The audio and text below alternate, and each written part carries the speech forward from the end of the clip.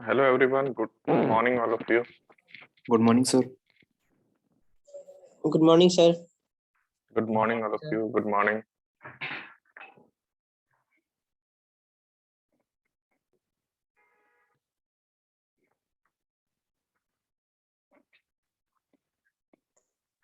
सुप्रभात sir.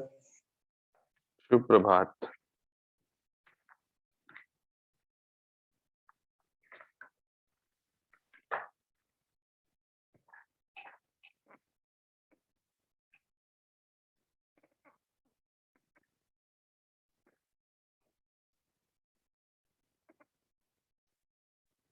I am visible also.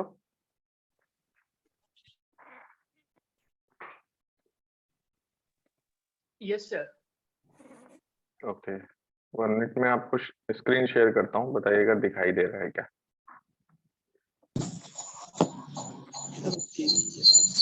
Screen visible है? Yes, sir.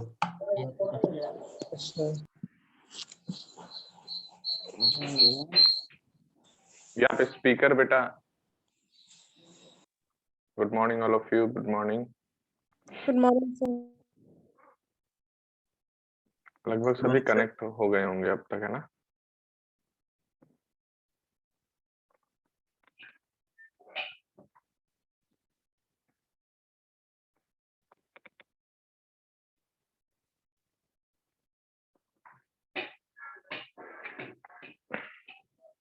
Everyone start करें.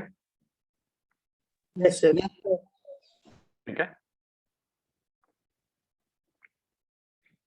Okay, तो हम लोग स्टार्ट करते हैं. तो लास्ट हम लोग क्या एनालाइज कर रहे थे? लास्ट टॉपिक हमारा क्या था? Nuclear physics and radio activity में Mass defect. Mass defect of a nucleus.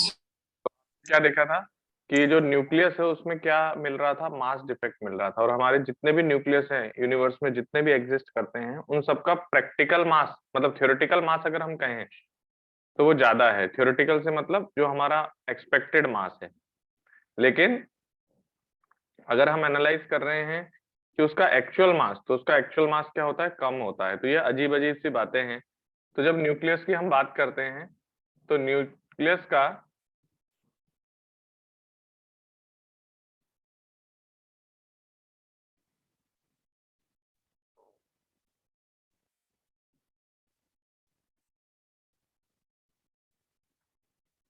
One minute है ना.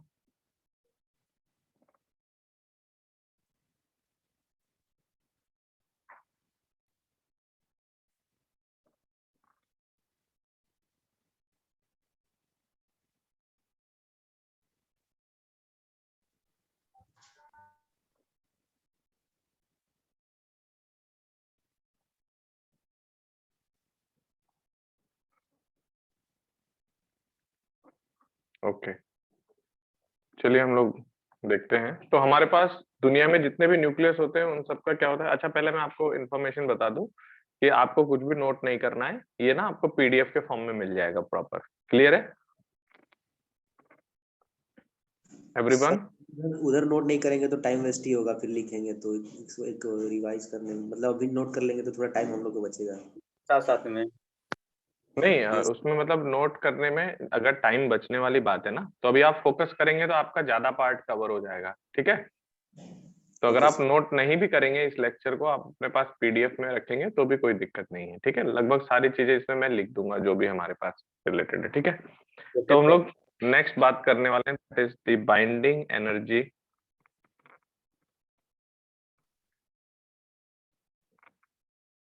Energy of nucleus. ओके, जिसको हम लोग शॉर्ट में लिखते हैं BE. This is the binding energy of nucleus. देखिए, पहले आपने एक बाइंडिंग एनर्जी ऑफ एटम पढ़ा था. एटम में इलेक्ट्रॉन जो चारों तरफ घूमता था, है ना. तो वो बाइंडिंग एनर्जी का मतलब क्या था कि इलेक्ट्रॉन को ऑर्बिट से निकालना होता है. लेकिन हम यहाँ पर किसके बारे में बात कर रहे हैं? Binding energy of nucleus. तो देखिए, एक न्यूक्लियस जब फॉर्म्ड कंडीशन में है तो आपको पता है इसके जो नंबर ऑफ न्यूक्लियॉन्स हैं, न्यूट्रॉन, प्रोटॉन, ये हमारे पास न्यूक्लियस में अवेलेबल है. और ये आपका न्यूक्लियस फॉर्म्ड है. और अगर आप इसको क्या करना चाहते हो, इस न्यूक्लियस को ब्रेक करके आप इसके कॉन्स्टिट्यूएंट्स में ब्रेक करना चाहते हो, मतलब न्यूट्रॉन प्रोटॉन को आप अलग अलग कर देना चाहते हैं प्रॉपरली। तो ये न्यूट्रॉन्स अलग अलग हो गए, प्रोटॉन्स, ठीक है। तो ये आपने अलग अलग कर दिए। तो पता है यहां पर जो मास है वो m न्यूक्लियस के इक्वल है, जो एक्चुअल मास ऑफ न्यूक्लियस है। और जब आप इनको ब्रेक कर देंगे तो सपोज आपका एटम XZA है, तो इसमें Z नंबर ऑफ प्रोटॉन्स हैं, तो इसका मास कितना होगा ZMP, प्लस इसमें A minus Z number of neutrons है, तो इसका मास होगा A minus Z into Mn। Okay, तो ये जब आप इसको तोड़ के अलग अलग कर देंगे तो ये मास फॉर्मेशन होगा। तो फाइनल मास ये होगा, इनिशियल मास ये है। और आपको पता है कौन सा मास ज्यादा होता है? न्यूक्लियस का। न्यूक्लियॉन्स का मास ज्यादा होता है, और एक्चुअल न्यूक्लियस का मास, उसमें जितने न्यूक्लियॉन्स हैं उसके करस्पॉन्डिंग अगर हम मास मेजर करते हैं या मास एस्टिमेट करते हैं तो उससे न्यूक्लियस का मास कम आता है, ठीक है। तो हमें पता है कि ये वाला मास ज्यादा है। तो मुझे बताओ, अगर हम यहाँ से यहाँ तक ट्रांसफॉर्मेशन की बात कर रहे हैं तो क्या हमें एनर्जी सप्लाई करनी पड़ेगी? क्योंकि इस सिस्टम में क्या बन रहा है? मास बन रहा है। ओके, सर तो आप थोड़ा देख बड़ा सकते बड़ा हैं। लिखिए। हाँ, सर थोड़ा सर बड़ा व्हाइट बड़ा कलर यूज लिखिए। करिए सर। क्या करें? सर थोड़ा बड़ा बड़ा लिखिए ना, बहुत Zoom छोटा हो रहा है। सर बहुत व्हाइट छोटा हो कलर रहा यूज है। करिए sir. Yes sir. White white colour use कर। क्या सभी लोग बोल रहे हैं व्हाइट कलर यूज करने के लिए? Sir yes white sir. Yes sir. White yes sir, सफेद कलर यूज कीजिए। और अच्छा, थोड़ा बड़ा लिखिए सर। दोनों का मिक्स लग रहा है सर। नहीं दोनों का मिक्स लग रहा है तो मैं कलर चेंज कर लेता हूँ, उसमें क्या है। हाँ, स्क्रीन कलर ब्लैक रखिए, बाकी कलर चेंज कर दीजिए। हाँ तो कलर तो मैं चेंज कर ही दूंगा। ये लीजिए, कलर चेंज करने में क्या है, अभी तक तो ठीक है इतना। तो M न्यूक्लियस और ZMP plus A minus ZMN, ये हमारे पास क्या है? अभी दिख रहा है सबको? Yes, sir. यस तो आपके पास जो न्यूक्लियस है उसका मास कम है, और उसमें जो न्यूक्लियॉन्स हैं उनका मास अगर हम एस्टिमेट करें तो ज्यादा है। तो एक्चुअल जो है मास इस सिस्टम में, आप अगर देखें कि अगर आप किसी न्यूक्लियस को ब्रेक करना चाहते हैं तो उसका मास बढ़ेगा, और मास बढ़ेगा इसका मतलब है कि मैटर कुछ डेवलप होना चाहिए, ठीक है। तो उस मैटर को डेवलप करने के लिए आपको बाहर से एनर्जी इंपार्ट करनी पड़ेगी, क्योंकि आइंस्टाइन मास एनर्जी रिलेशन क्या है कि अगर हम कहते हैं कि if m is the rest mass, m क्या है इसका? Rest mass. तो रेस्ट मास से एसोसिएटेड एनर्जी क्या होती है? mc²। This is Einstein mass energy relation. तो दुनिया में दो ही फैक्ट हैं कि मास और एनर्जी। तो energy can be converted into matter and matter can be converted into energy. तो किसी m मास से एसोसिएटेड एनर्जी कितनी होती है? E, और वो है mc² के equal, where c is the speed of light. Okay, तो इस m को तो क्या कहा जाता है? This is our rest mass. अगर हम कहते हैं कि ये रेस्ट मास है तो फिर इस एनर्जी को कहा जाता है रेस्ट मास एनर्जी। क्या कहते हैं? Rest mass energy. Everyone clear है? तो अगर आपका m इज द रेस्ट मास तो E को कहा जाता है रेस्ट मास एनर्जी। और अब आप देख रहे हैं कि इस सिस्टम में जब आप न्यूक्लियस से उसको ब्रेक करके उनको अगर सपोज न्यूक्लियॉन्स में ब्रेक करना चाह रहे हैं तो इस सिस्टम में मैटर का मास बढ़ रहा है, और इसका मतलब है बाहर से आपको एनर्जी सप्लाई करनी पड़ेगी, ठीक है। तो इस रिएक्शन को करने के लिए आपको बाहर से एनर्जी सप्लाई करनी है। तो हम कहेंगे definition of binding energy is the minimum energy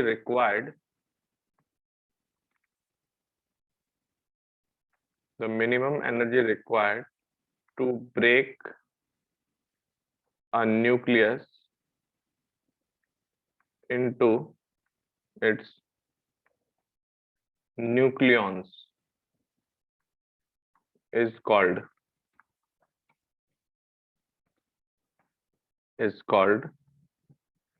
binding energy of nucleus।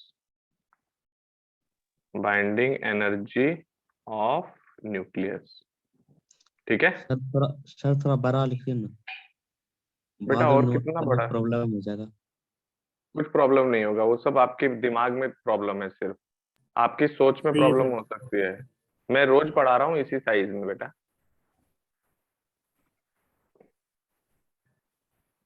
समझ में आ रहा है क्या? ये भी छोटा लग रहा है क्या? मैंने देखो पहले से सही सर, ऑलरेडी सही है। बड़ा कर दिया। अब मैं कितना बड़ा लिखूंगा बेटा? इतना बड़ा बड़ा लिखूंगा तब तो कैसे काम चलेगा? नो फिर तो सर सही है एक स्लाइड कम पड़ जाएगी। जूम कर सकते हो? नहीं वो तो कर सकते हैं बेटा। येलो ले लो। यस सर, जूम भी तो करके लिख सकते हैं। सर हम तो स्टूडेंट्स को बोल रहे हैं, आपके सही। अच्छा अच्छा, नहीं मतलब मैंने एक सफिशिएंट साइज अब लिख दी है, इससे ज्यादा तो मैं लिखूंगा तो फिर मेरा फटाफट भर जाएगा पेज ही। ठीक है, और आपको पता है एक स्लाइड के बाद दूसरा स्लाइड आएगी, फिर पिछली स्लाइड जो है स्क्रॉल नहीं होगी, मतलब वो दिख तो जाएगी बट आपको स्लाइड चेंज करना पड़ेगा। तो the minimum energy required to break a nucleus into its nucleon is called binding energy nucleus.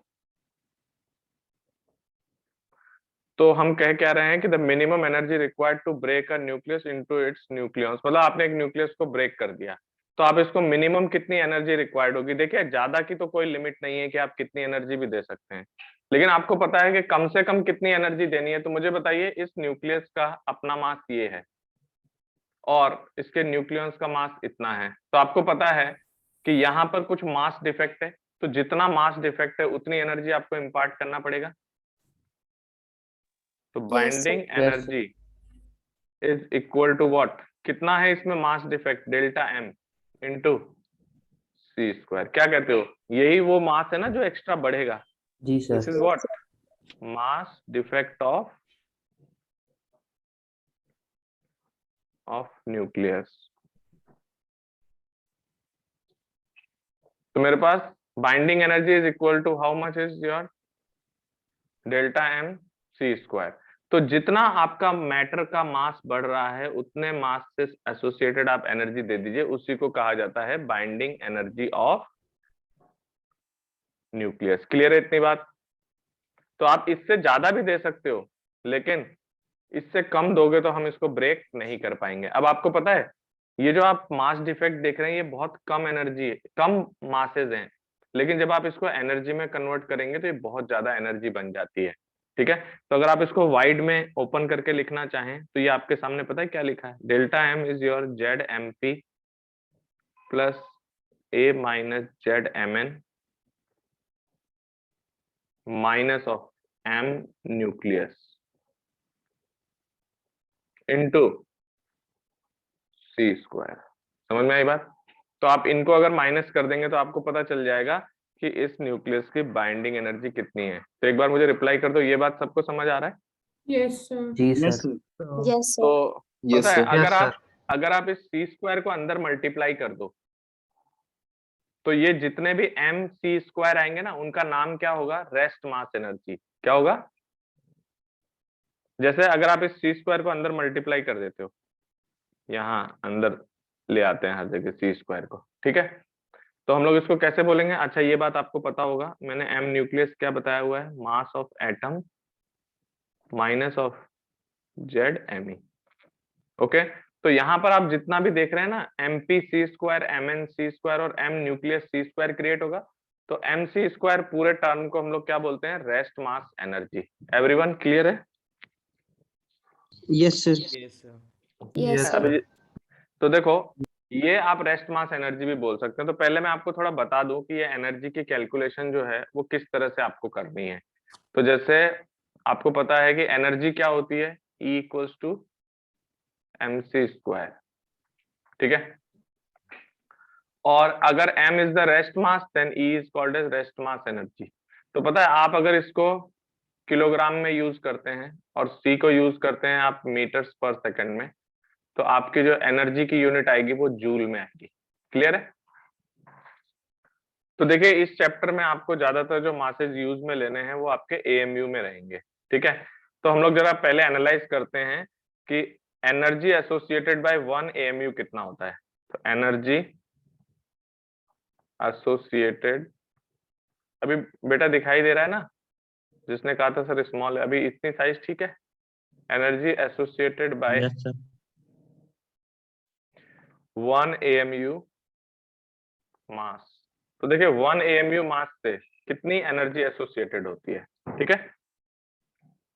तो आप क्या करेंगे एनर्जी को निकालने के लिए mc², तो आप मास की जगह क्या रखेंगे 1 AMU, ओके, इंटू c²। तो अगर आपको ये आंसर एस्टिमेट करना है तो हमने क्या किया, इस मास को पहले तो किलोग्राम में कन्वर्ट किया। तो 1 AMU कितना होता है 1.66 into 10⁻⁻27 kilogram into 3 into 10⁸ metres per second का होल स्क्वायर। ये आंसर किस में आएगा, जूल में, जूल में। ओके। और अगर मुझे इसको इलेक्ट्रॉन वोल्ट में कन्वर्ट करना है तो क्या करूं, ये आंसर अभी जूल में है, इसको इलेक्ट्रॉन वोल्ट में कन्वर्ट करने के लिए क्या करूं, divided by 1.6 into 10 to the power minus 19. 1.6 into 10⁻⁻19 से डिवाइड कर दे, यस सर। ओके। तो ये आंसर किस में आएगा, इलेक्ट्रॉन वोल्ट में। तो ये कैलकुलेशन फास्ट हम लोग ध्यान रखेंगे, ये आपका इलेक्ट्रॉन वोल्ट में है। पता है इसको सॉल्व करने पे क्या आएगा, ये आएगा लगभग 931.5 इंटू 10⁻6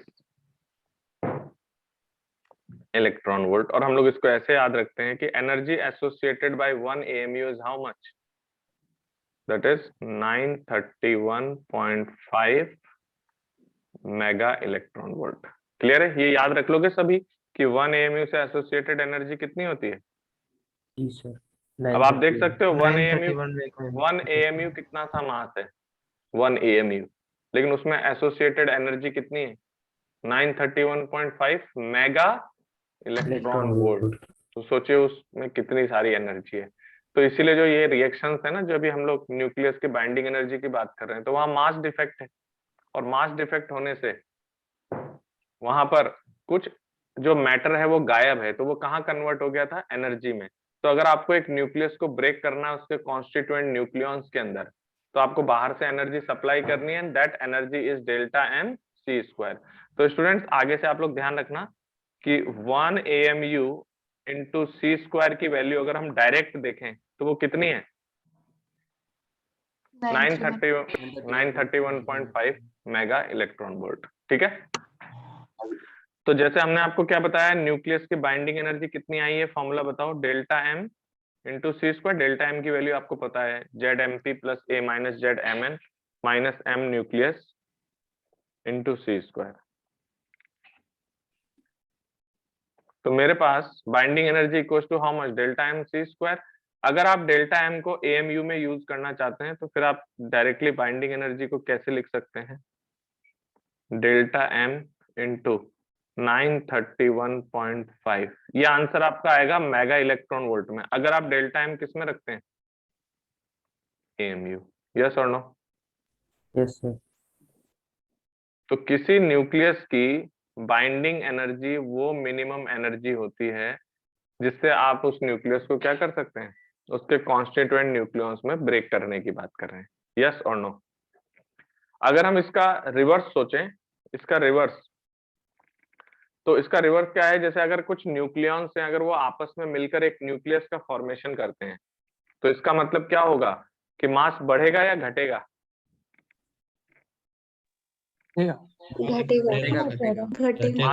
मास डिक्रीज करेगा। और मास डिक्रीज करने का मतलब हुआ कि वहां से कुछ एनर्जी रिलीज होगी, और वो एनर्जी रिलीज होना ही ये बता रहा है कि न्यूक्लियस का जो फॉर्मेशन है और न्यूक्लियस इतना स्टेबल क्यों है। बात समझ में आ रही है, क्योंकि एसोसिएटेड एनर्जी बहुत ज्यादा है, ठीक है। जैसे मैं आपको एक एग्जांपल देता हूं, सपोज मान लीजिए मेरा कार्बन C612 है, मैंने इसके न्यूक्लियस का मास आपको बताया सपोज 12.000 AMU। ये किसका मास है, इसके न्यूक्लियस का, ठीक है। तो ये कार्बन C612 के न्यूक्लियस का मास है। अब हमारे पास क्या कंडीशन है बताइए, इसमें आपको क्वेश्चन में प्रोवाइडेड है कि suppose mass of proton is 1.007 AMU और मास ऑफ न्यूट्रॉन जो है दैट इज 1.008 AMU। ये आपको गिवन है क्वेश्चन में, ओके। तो आपको क्या बताना है, what is the binding energy of nucleus of carbon C612। तो कार्बन C612 इसकी आपको बाइंडिंग एनर्जी चाहिए, तो कैसे निकाले बताइए binding energy? That binding energy is equal to, क्या करें, सारे प्रोटॉन न्यूट्रॉन के मासेस ऐड कर दें। Yes, sir. Yes, तो इसमें कितने प्रोटॉन्स हैं? 6 protons, 6. 6. Yes, 6 sir. Protons plus 6 Newton. 6 इसमें न्यूट्रॉन्स हैं, Yes, sir. Minus of mass of nucleus. अच्छा, क्योंकि मैंने आपको डायरेक्ट न्यूक्लियस का मास दे दिया है तो आप न्यूक्लियस रख सकते हैं, वरना आपको मैं बता चुका हूँ कि ये किसके बराबर होता है। This is equal to Mass mass of of atom. Atom minus Minus इसमें जितने भी जेड एम ए। यस और नो? Yes, sir. तो एक बात बताइए, अगर मैं यहाँ से एस्टिमेट कर रहा हूँ इसकी बाइंडिंग एनर्जी कितनी आएगी, तो पहले बताइए 6 मास ऑफ प्रोटॉन कितना, 1.007 प्लस मास ऑफ न्यूट्रॉन कितना, 6 इंटू 1.008 माइनस न्यूक्लियस का मास कितना, 12.000। अच्छा, ये किस यूनिट में रखा है मैंने सारे? AMU. तो आपको पता है कि ये AMU में रखा है, तो बाहर आएगा 1 AMU इंटू सी स्क्वायर, और 1 AMU इंटू सी स्क्वायर हम ऑलरेडी एस्टिमेट कर चुके हैं कितना है, that is 931.5 mega electron volt. तो क्या आपको ये बात समझ में आ रही है? Yes, sir. तो अब ये आप लोग मुझे पहले ना ये सॉल्व करके बताओ कि ये मास डिफेक्ट का अमाउंट कितना है AMU में, सिर्फ ये मास डिफेक्ट, मतलब ये जो ब्रैकेट में लिखा है इसकी कैलकुलेशन कितनी आ रही है, जो ब्रैकेट में लिखा हुआ है। Sir 0.090 AMU. कितना? 0.090 090. AMU आ रहा है, एक बार सभी लोग चेक करें। Yes, sir. Yes, sir. अच्छा, अगर हम इसको 931.5 से मल्टीप्लाई करते हैं तो मेरे पास देखिए बाइंडिंग एनर्जी कितनी आई सॉल्व करने पे। इसको मल्टीप्लाई करो 931.5 से।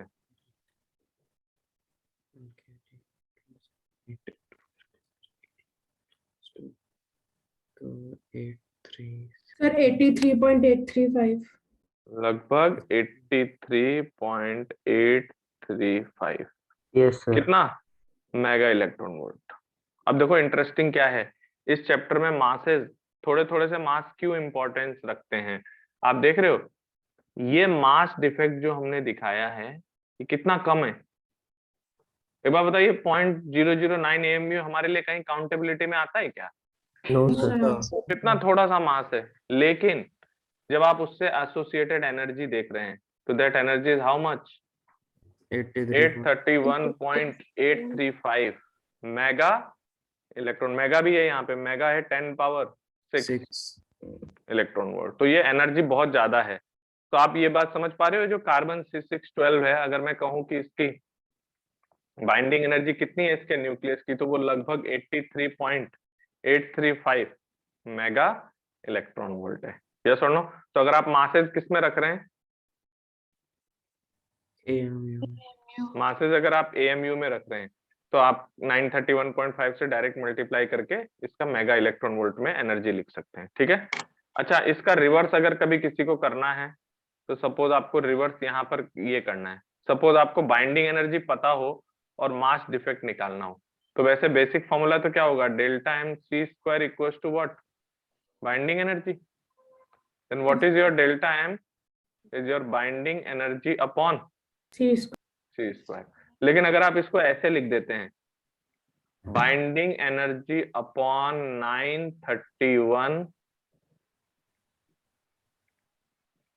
931.5, तो पता है ये एक न्यूमेरिक कैलकुलेशन हो गई। अगर आप बाइंडिंग एनर्जी किस में रखते हैं, मेगा इलेक्ट्रॉन वोल्ट, तो आपका आंसर किस में इवॉल्व होके आ जाएगा,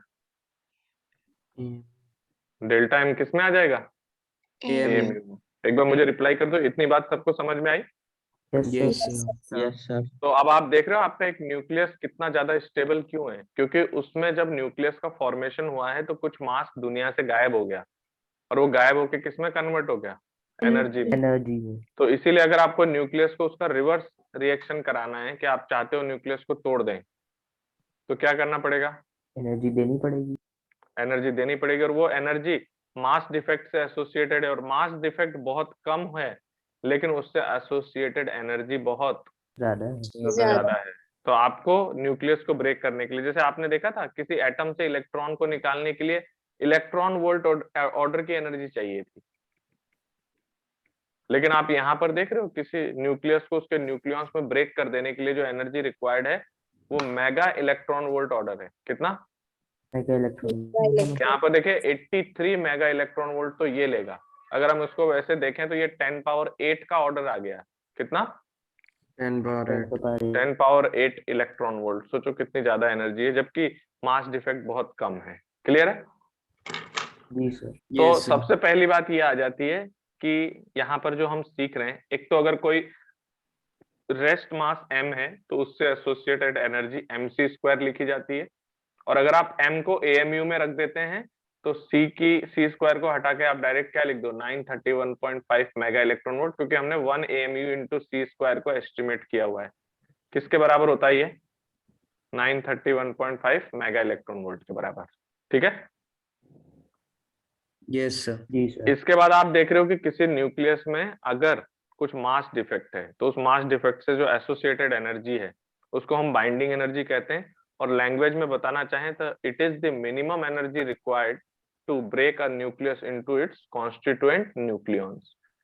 तो अगर आप न्यूक्लियॉन्स में ब्रेक कर देना चाहते हो तो इतनी एनर्जी कम से कम देना होगा। इससे ज्यादा दोगे तो you will be successful, but अगर आप इससे कम एनर्जी देंगे तो कोई हमें सक्सेस नहीं मिलेगी, क्योंकि जितना मास डिफेक्ट आना है, मतलब अगर आप न्यूक्लियस को ब्रेक करते हैं तो मास बनेगा, कुछ मैटर बनेगा इस दुनिया में, और अगर आपने एनर्जी नहीं दी तो वो कैसे बनेगा। इतनी बात समझ में आ रही है? जी सर। ठीक है। अब देखिए नेक्स्ट पॉइंट हमारे पास क्या आता है कि हमारे पास जो यूनिवर्स में न्यूक्लियस अवेलेबल हैं जितने भी, हम उन सब की बाइंडिंग एनर्जी निकाल सकते हैं कि उनमें कितना कितना मास डिफेक्ट है। ठीक है? तो एक बात बताओ, सपोज आपके पास दो न्यूक्लियस हैं एक्स और वाई। ठीक है? एक न्यूक्लियस है एक्स और एक न्यूक्लियस है वाई। मुझे बताइए इसकी बाइंडिंग एनर्जी और इसकी बाइंडिंग एनर्जी।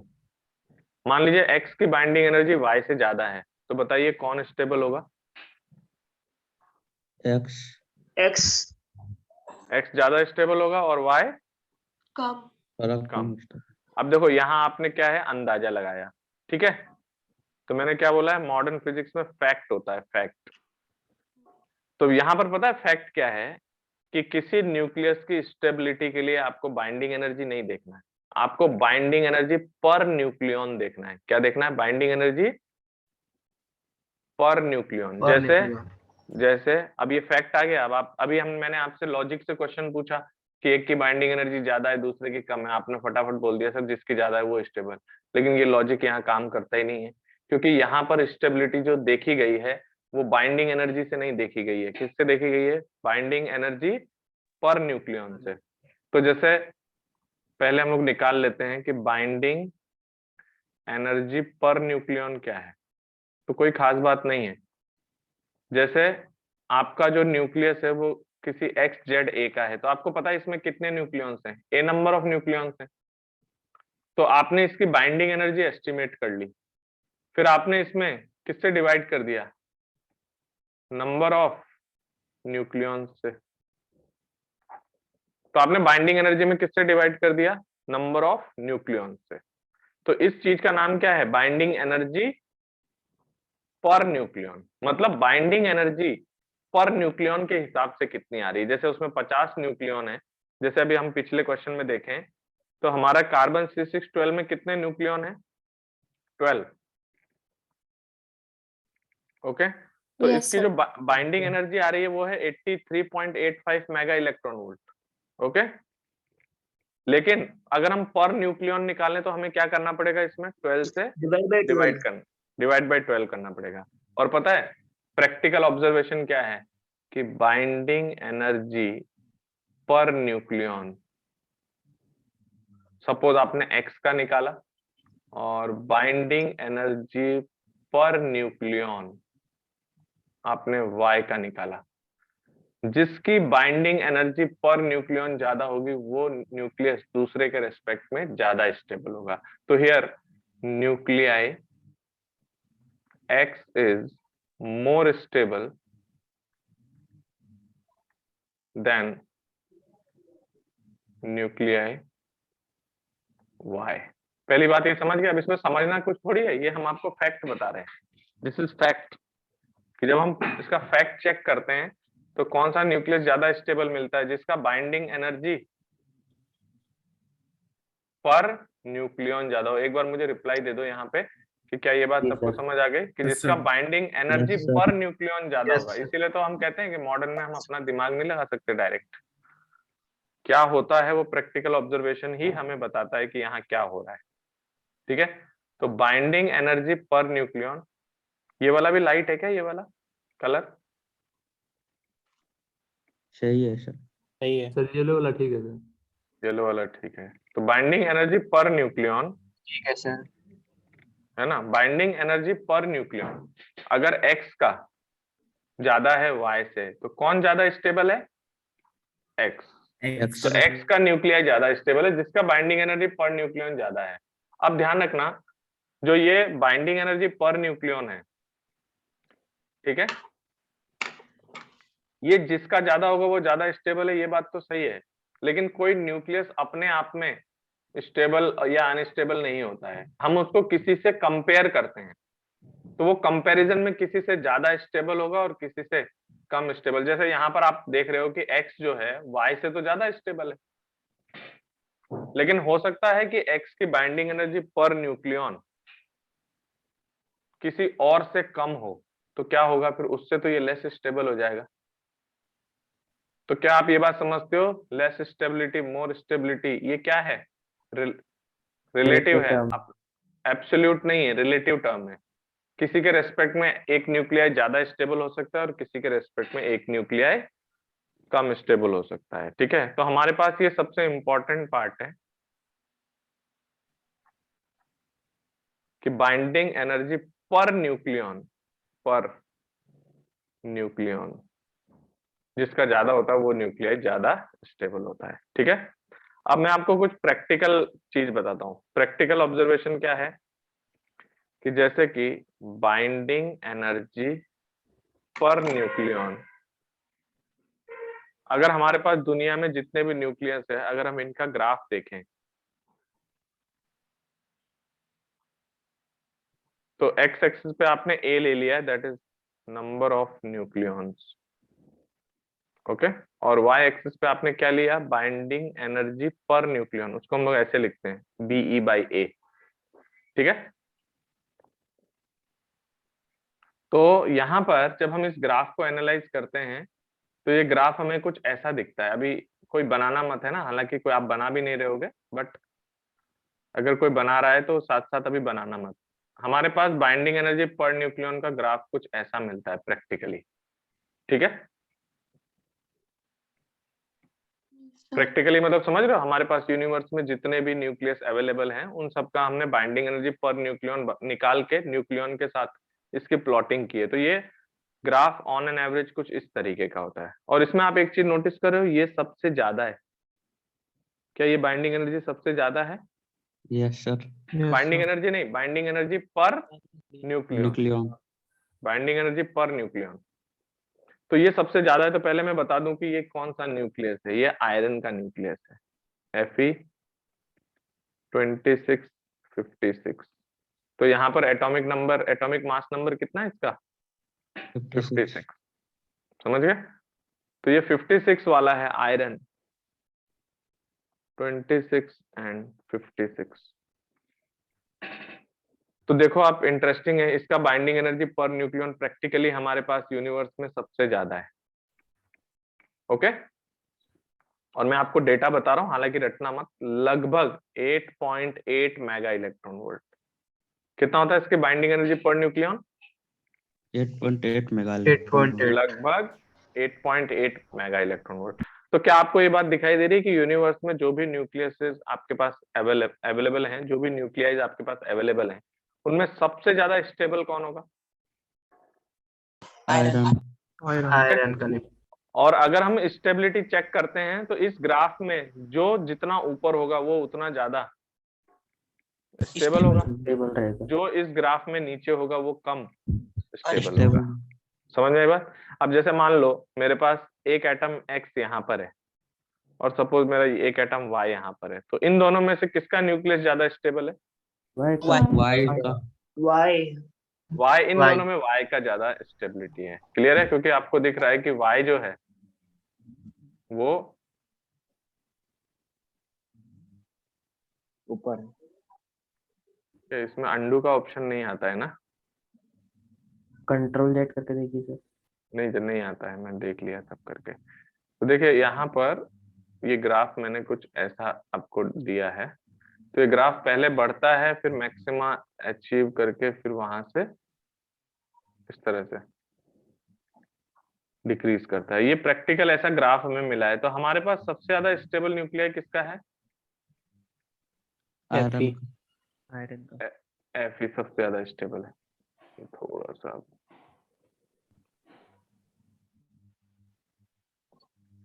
ये पता नहीं कैसे, रुक जाओ।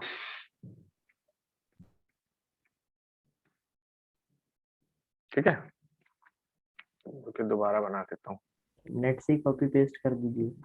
नहीं कोई बात नहीं, मैं बना दे रहा हूँ। कॉपी पेस्ट कहाँ से कर दूं? गूगल से। अरे नहीं, गूगल तक जाएंगे उतनी देर में तो हम खुद ही बना देंगे। तो ये हमारे पास ये इस तरीके का ग्राफ आता है। क्लियर है? बाइंडिंग एनर्जी पर न्यूक्लियन का।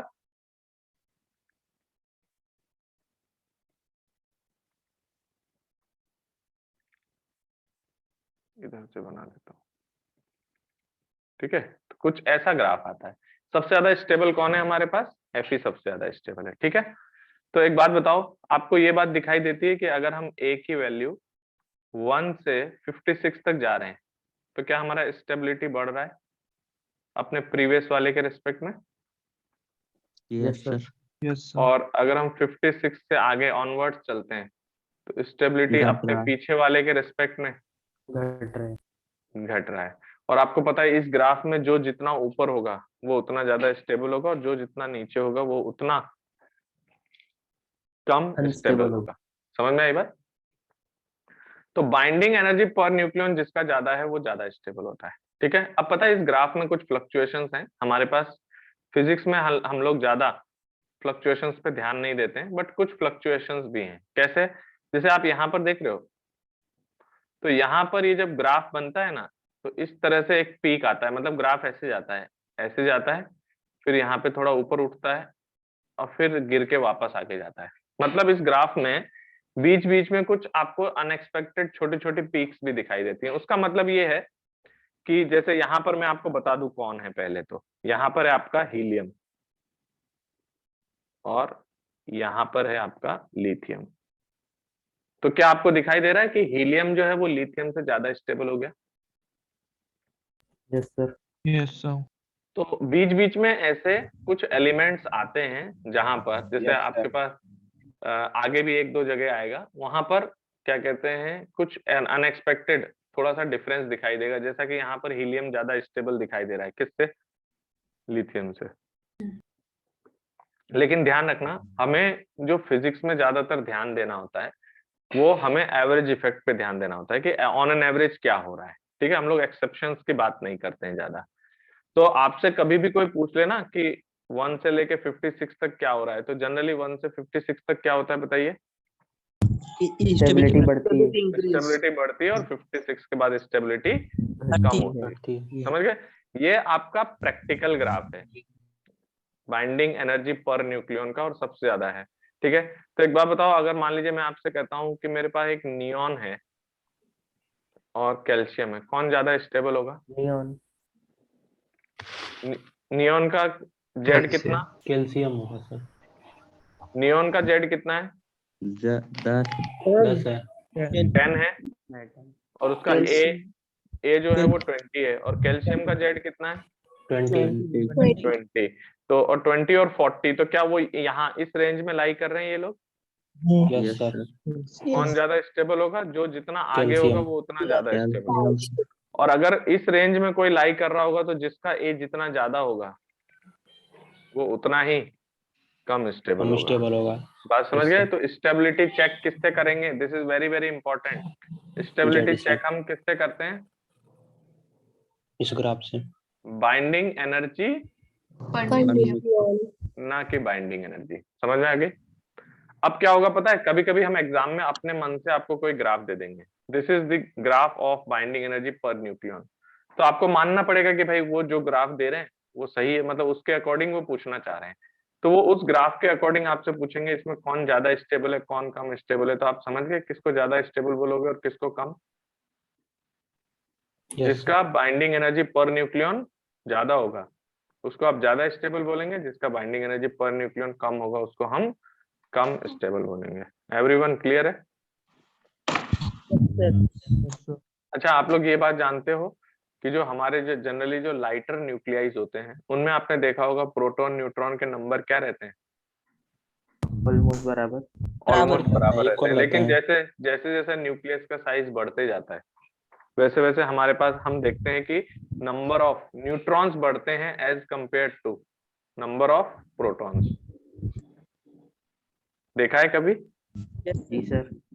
तो हमारे पास नहीं, कभी तो आपने देखा होगा कि या तो आपको प्रोटॉन के नंबर न्यूट्रॉन के नंबर बराबर मिलेंगे या फिर आपको मिलेगा कि नंबर ऑफ न्यूट्रॉन्स जो है वो प्रोटॉन से ज्यादा हैं उस एटम के अंदर, उसके न्यूक्लियस में।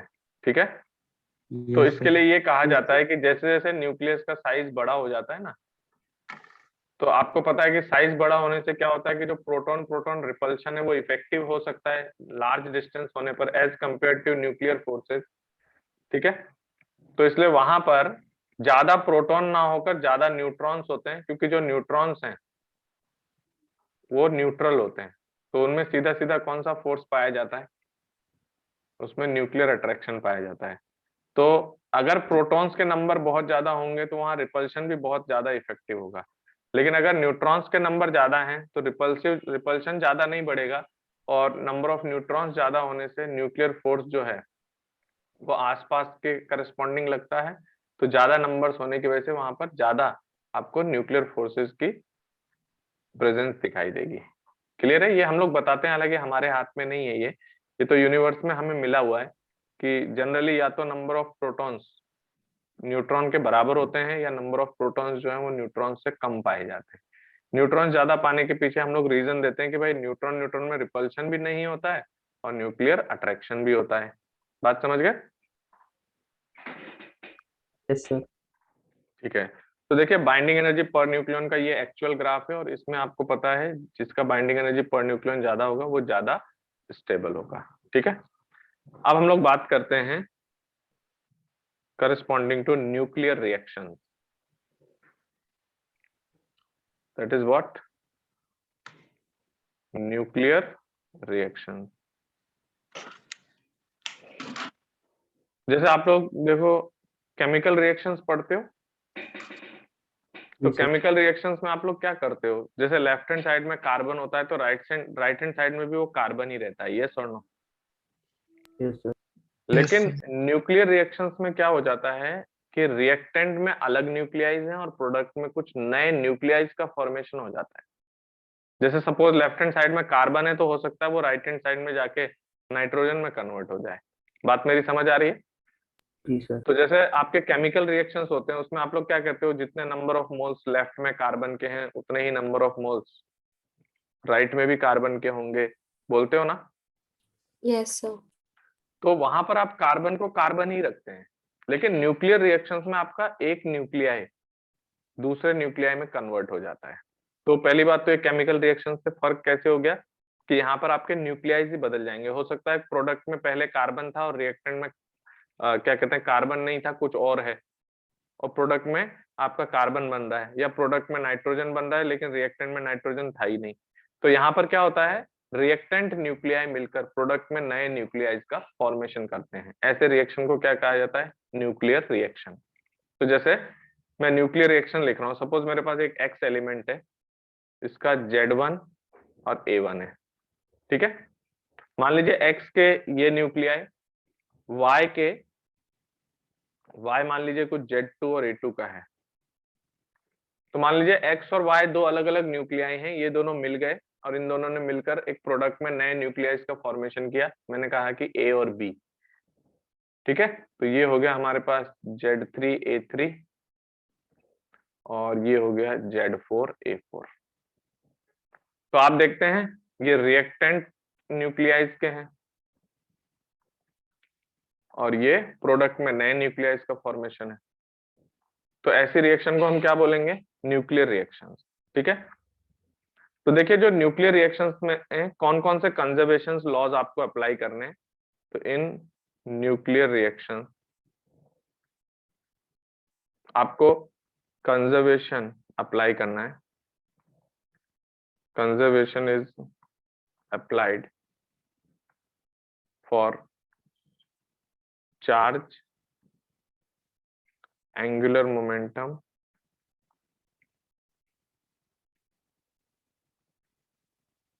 And momentum. ओके, तो हमें क्या करना है बताइए? न्यूक्लियर रिएक्शंस में किस किस को कंजर्व करना है? चलो मैं अलग से पॉइंट वाइज लिख देता हूँ कितनी चीजें आप। मोमेंटम और मोमेंटम को। हाँ, तो आपको न्यूक्लियर रिएक्शंस में क्या क्या कंजर्व करना है, तो मैं उसको स्टेप से लिख देता हूँ। पहला तो आपको क्या कंजर्व करना है न्यूक्लियर रिएक्शंस में? फर्स्ट आपको कंजर्व करना है चार्ज। ओके, दूसरा आपको क्या कंजर्व करना है? Angular momentum. दूसरा आपको एंगुलर मोमेंटम कंजर्व करना है। जब तक कोई एक्सटर्नल टॉर्क वगैरह आपको नहीं दिया जाएगा तो नहीं देंगे हम आपको, जो रिएक्टेंट्स आपके कोलाइड होंगे तो एंगुलर मोमेंटम एक तो कंजर्व होगा। और थर्ड कंजर्वेशन जो है वो मोमेंटम कंजर्वेशन है। ठीक है, और एक और कंजर्वेशन अप्लाई होता है जिसको हम लोग बोलते हैं न्यूक्लियन कंजर्वेशन। क्या बोलते हैं हम लोग? न्यूक्लियन। न्यूक्लियन का मतलब समझते हो? लेफ्ट में जितने प्रोटॉन और न्यूट्रॉन्स का टोटल है उसको हम न्यूक्लियन बोलते हैं। तो रिएक्टेंट्स में जितने न्यूक्लियंस होंगे प्रोडक्ट्स में भी उतने ही न्यूक्लियंस होंगे। तो हमारे पास ये चार कंजर्वेशन आपको न्यूक्लियर रिएक्शंस में लगाना है। एक तो चार्ज कंजर्वेशन, एक एंगुलर मोमेंटम, एक momentum conservation and the last one is nucleon conservation. लेकिन याद रखना एनर्जी हम कंजर्व नहीं करते हैं क्योंकि यहाँ पर मास एनर्जी रिलेशन एप्लीकेबल है।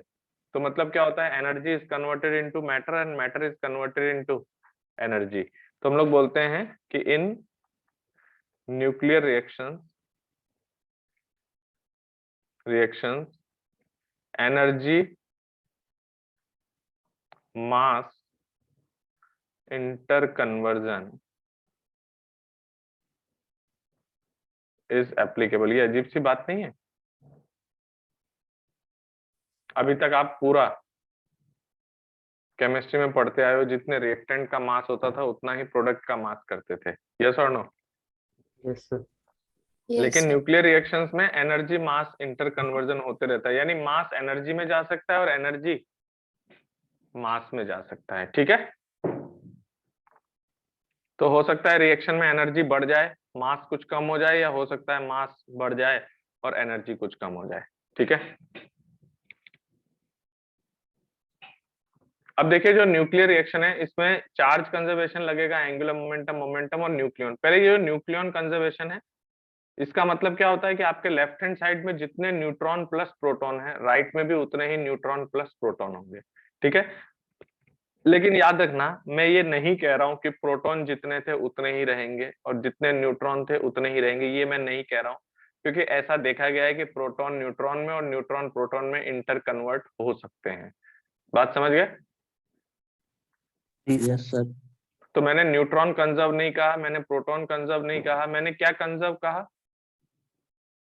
Nucleon. न्यूक्लियॉन्स। न्यूक्लियन कंजर्व कहा। ठीक है, और दूसरी चीज जब आप एक न्यूक्लियर रिएक्शन को बैलेंस करते हैं तो जैसे केमिस्ट्री में आप लोग क्या कहते हो, लेफ्ट साइड में एक कार्बन है तो इधर भी एक होना चाहिए।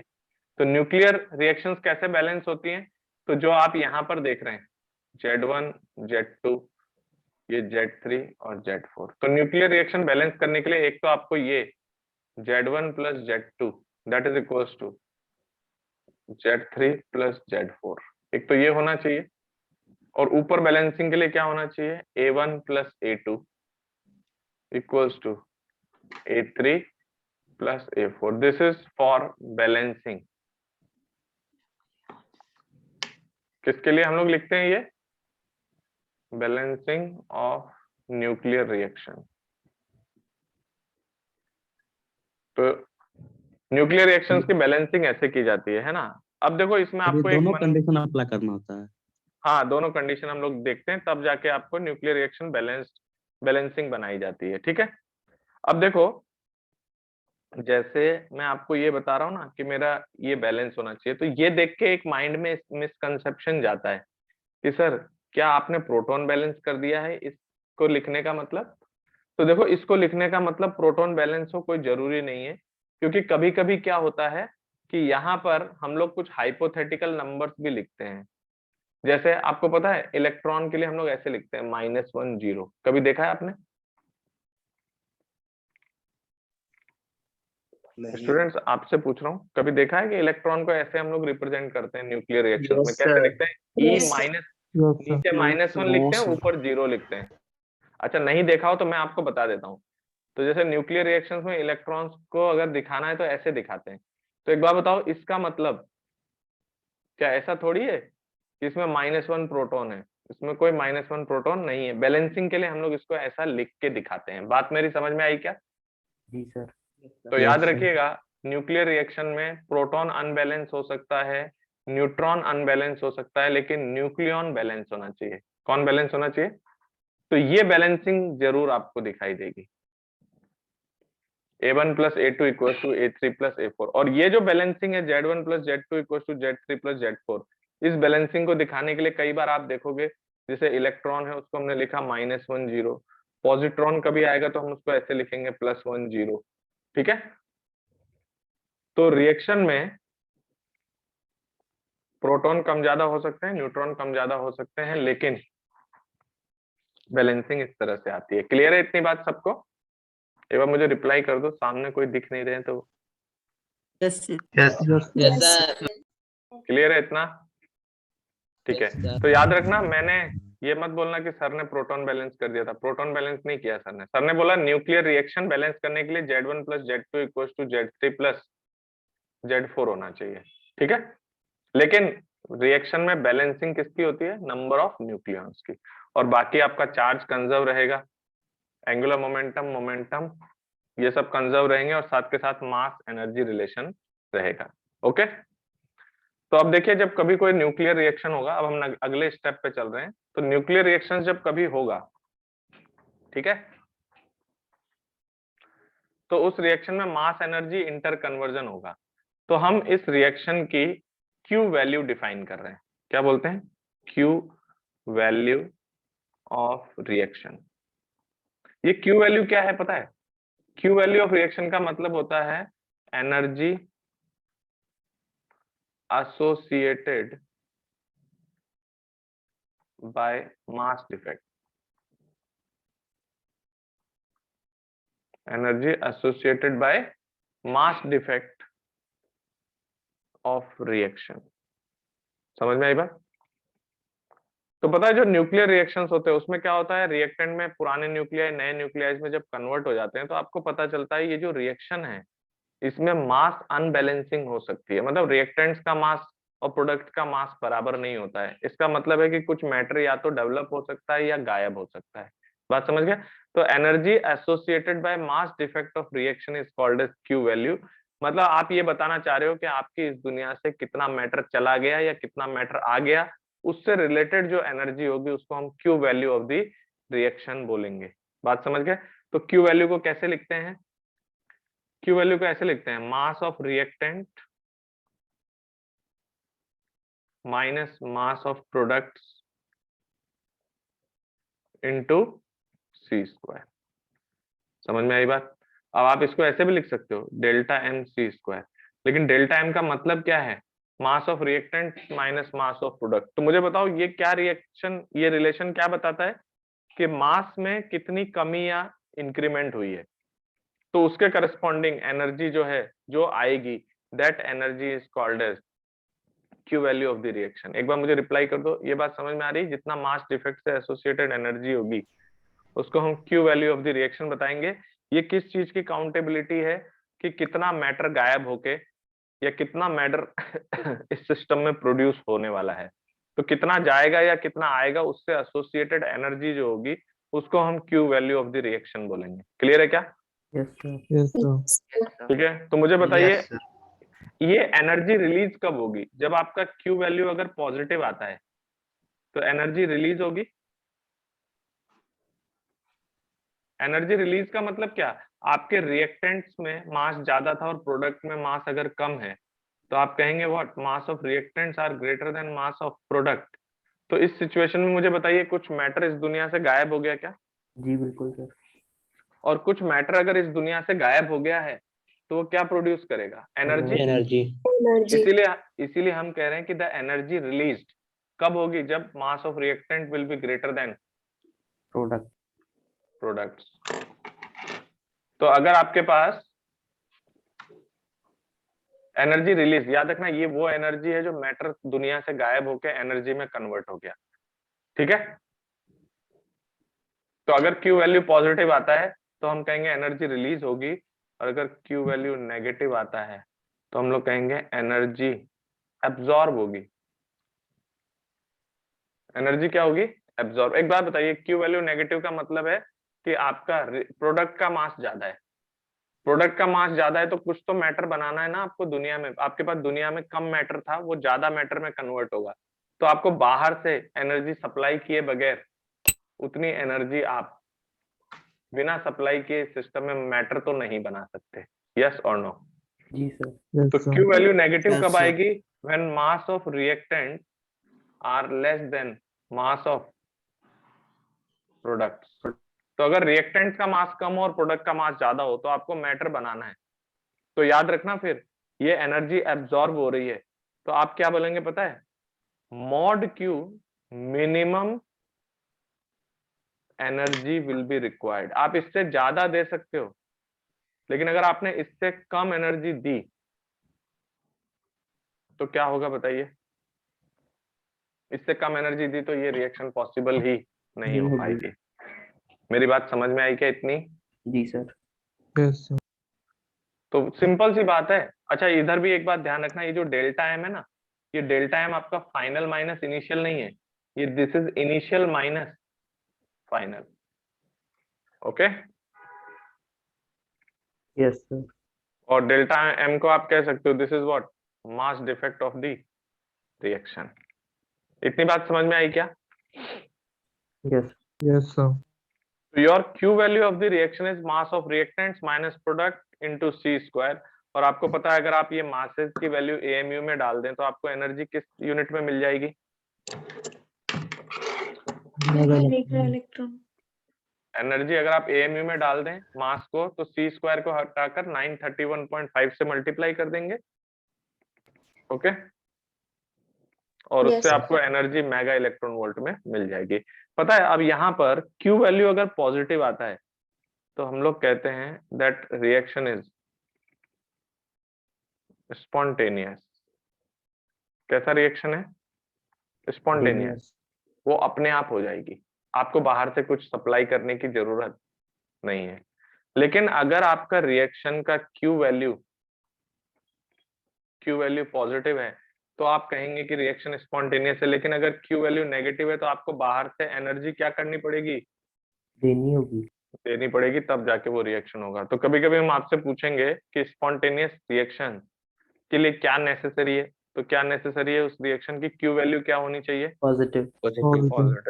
पॉजिटिव होनी चाहिए। ठीक है, तो देखो इस Q वैल्यू को हम लोग बहुत तरीके से लिख सकते हैं, तो मैं हर तरीके से यहाँ पर आपको लिख देता हूँ और थोड़ा सा ये सेव भी कर लेते हैं इतना पार्ट।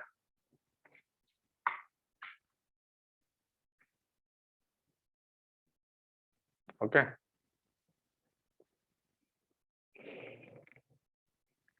तो मेरे पास Q वैल्यू के वेरियस फॉर्म्स हैं। दैट फॉर्म्स आर, पहली बात आप लोग Q वैल्यू को ऐसे लिखते हैं, Q value is mass of reactant minus mass of products into C square. Okay, अच्छा अगर मैं इस C स्क्वायर को अंदर मल्टीप्लाई कर दूं तो M इंटू C स्क्वायर को मैंने क्या नाम दिया था? M into C square is called as rest mass energy. तो ये जो मास ऑफ रिएक्टेंट्स हैं, मास ऑफ रिएक्टेंट्स, इनको हम क्या कह सकते हैं? इसको अगर आप C स्क्वायर से मल्टीप्लाई कर दें तो आप कह सकते हैं this is what, rest mass energy of reactant minus rest mass energy of product. Okay, तो एक और रिलेशन आ गया आपके पास, या तो mass of reactant minus product into C square करने पे क्यू वैल्यू आ जाएगा, और मान लो क्यू वैल्यू में डायरेक्ट आपको मासेस ना देके मैंने रेस्ट मास एनर्जी दे दिया है, इसका मतलब और भी अच्छा किया है, मैंने सी स्क्वायर से मल्टीप्लाई करके दे दिया है। यस और नो? जी सर। तो याद रखिएगा, मास ऑफ रिएक्टेंट माइनस प्रोडक्ट और क्यू वैल्यू है rest mass energy of reactant minus product. अब एक और रिलेशन होता है, एक और रिलेशन क्या होता है, क्यू वैल्यू को हम लोग ऐसे भी लिखते हैं, this is binding energy of products, उल्टा होगा यहाँ, binding energy of products minus of binding energy of reactant. इससे भी क्यू वैल्यू निकल जाता है, मतलब आप जो निकालना चाह रहे हो ना, energy associated by mass defect कितना है, वो इस फॉर्मूले से भी निकाल सकते हैं, इस फॉर्मूले से भी निकाल सकते हैं, इस फॉर्मूले से भी निकाल सकते हैं। अब आपको पहला दूसरे में तो क्लियर है सबको कि भाई ठीक है, सी स्क्वायर से मल्टीप्लाई करने से रिएक्टेंट का mass into C square can be called as rest mass energy of reactant. ठीक है, अब आपको डाउट आएगा इसमें कि सर ये binding energy of product minus reactant कैसे आया, तो मैं आपको एक एग्जांपल लेके समझाता हूँ। ठीक है,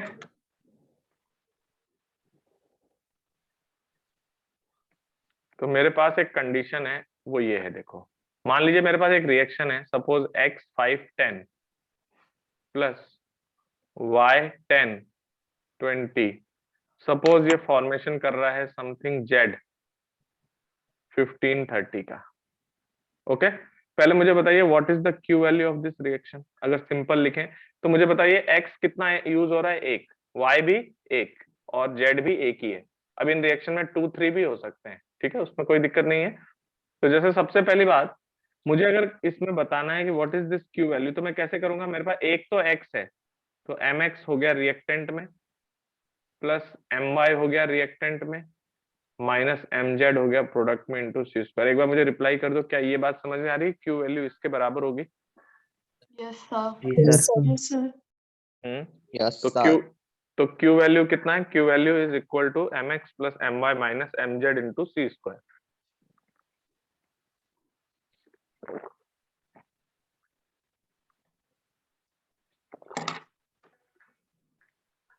ठीक है,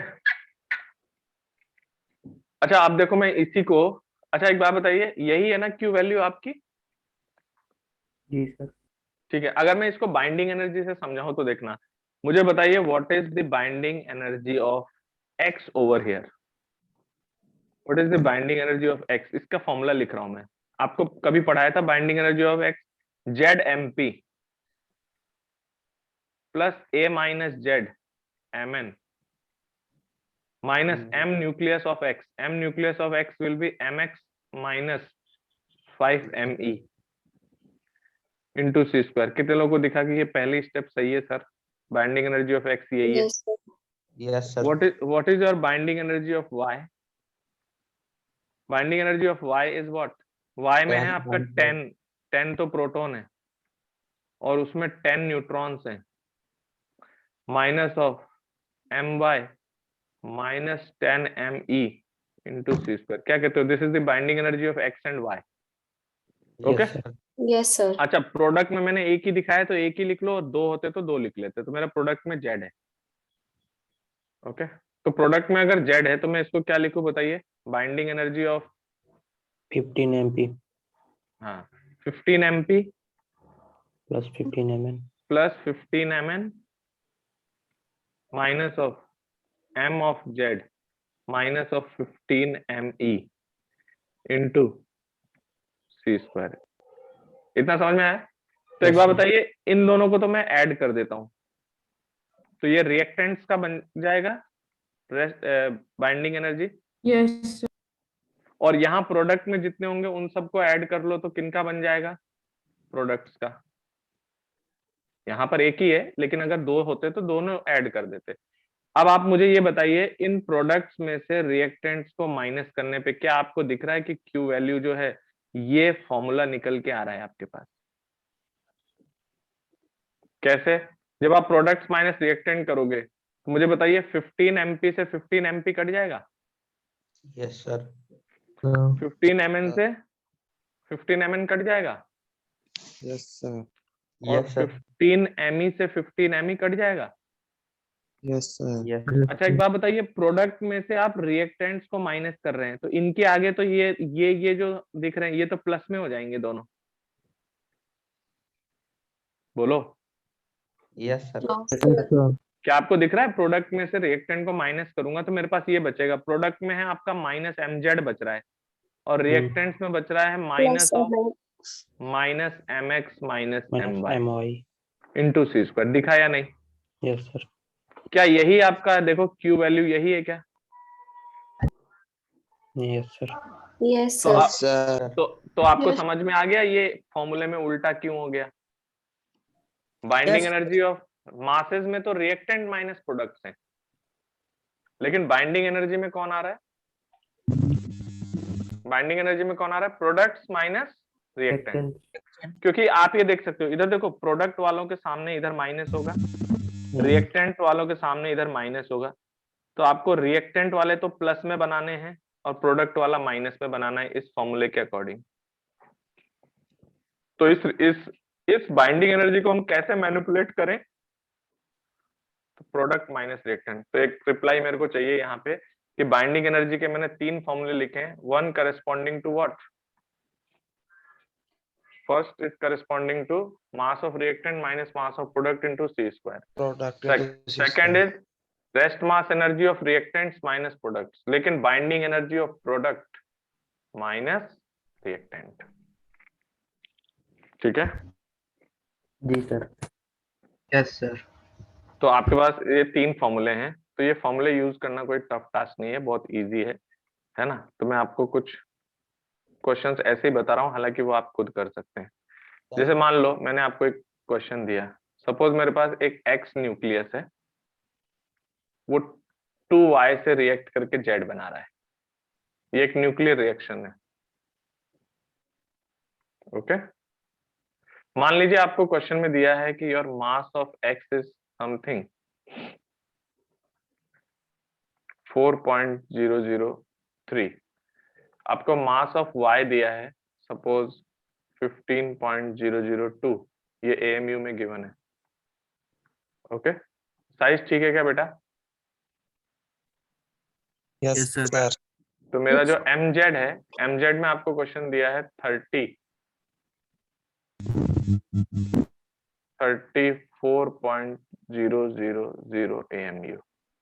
ओके, आपको बताना है what is the Q value of the reaction. कोई खास बात है क्या इसमें? What is the Q value of the reaction, और आपको चेक करना है एनर्जी रिलीज हुई है कि एब्जॉर्ब। एनर्जी रिलीज का मतलब रिएक्टेंट ज्यादा होना चाहिए, प्रोडक्ट कम होना चाहिए। तो what is the Q value of the reaction? That is mass of reactant minus mass of 0.077. हाँ, बहुत सिंपल होता है, बस पता होना चाहिए। What is mass of reactant? तो रिएक्टेंट में x तो 1 है, लेकिन y कितने हैं? 2 y आपके पास 2 हैं, mx plus 2my minus mz into C square. तो यहाँ पर मैं वैल्यू रख रहा हूँ, तो मेरे पास mx कितना है?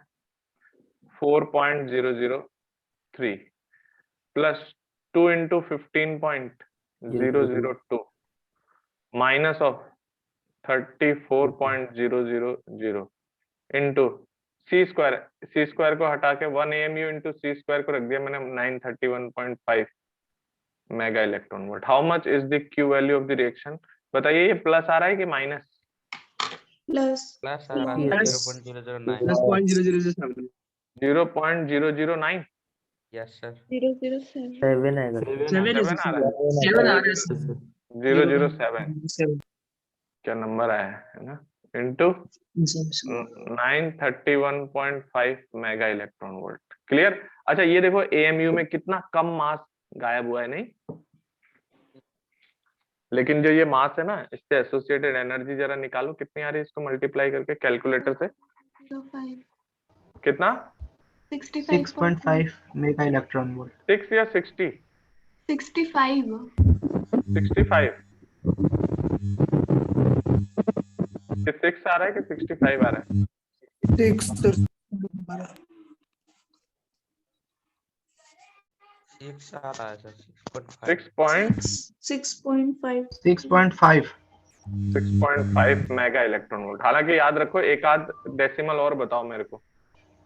6.5205 205 520 ओके।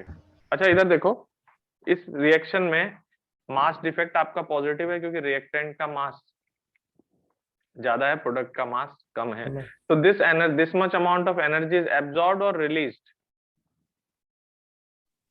रिलीज्ड। अच्छा, रिलीज्ड का मतलब क्या कि रिएक्शन होने से पहले मास ज्यादा था, रिएक्शन होने के बाद मास कम है, तो कुछ मास इस दुनिया में प्रकट हो गया। समझ रहे हो? Yes sir. तो वो आ गया है, ये मास रिलीज, इतनी एनर्जी रिलीज हुई है, कुछ मास गायब होके एनर्जी में रिलीज हो गया है वो।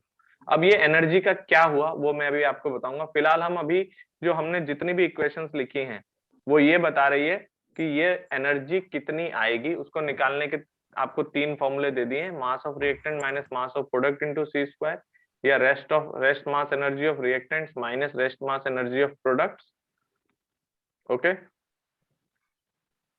Yes, sir. और एक फॉर्मूला दिया है binding energy of product minus binding energy of reactants. Okay, चलिए एक सिंपल क्वेश्चन करते हैं। सपोज x 5 या सपोज x 6 12 है आपके पास, प्लस y आपका 10 और 20 है। सपोज यहां से आपका 2z बन रहा है, ये सपोज आपका z बन रहा है, यहाँ पर z सपोज आपका बन रहा है 1632। ओके, मैंने आपको क्या दिया देखिए, बाइंडिंग एनर्जी पर न्यूक्लियन। क्या दिया मैंने? Binding energy per nucleon. Binding energy per nucleon of x, of y, of z। मान लीजिए मैं x का आपको बता रहा हूँ, it is 4.0 mega electron volt, y का है सपोज 5.0 मेगा इलेक्ट्रॉन वोल्ट, और z का है सपोज 6.0 मेगा इलेक्ट्रॉन वोल्ट। ठीक है, तो अगर मुझसे यहाँ पे पूछा जाए what is the Q value of the reaction, क्या आएगा बताइए? क्या फॉर्मूला लिखूं?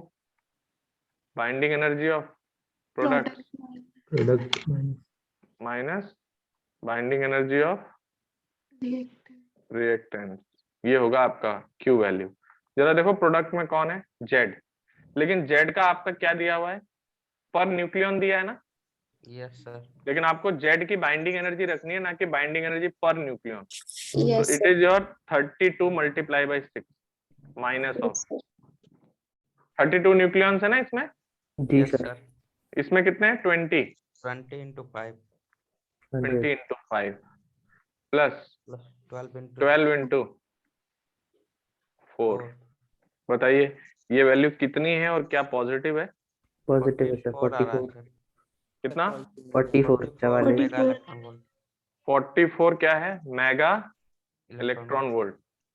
एनर्जी रिलीज और absorbed? Release sorry Release.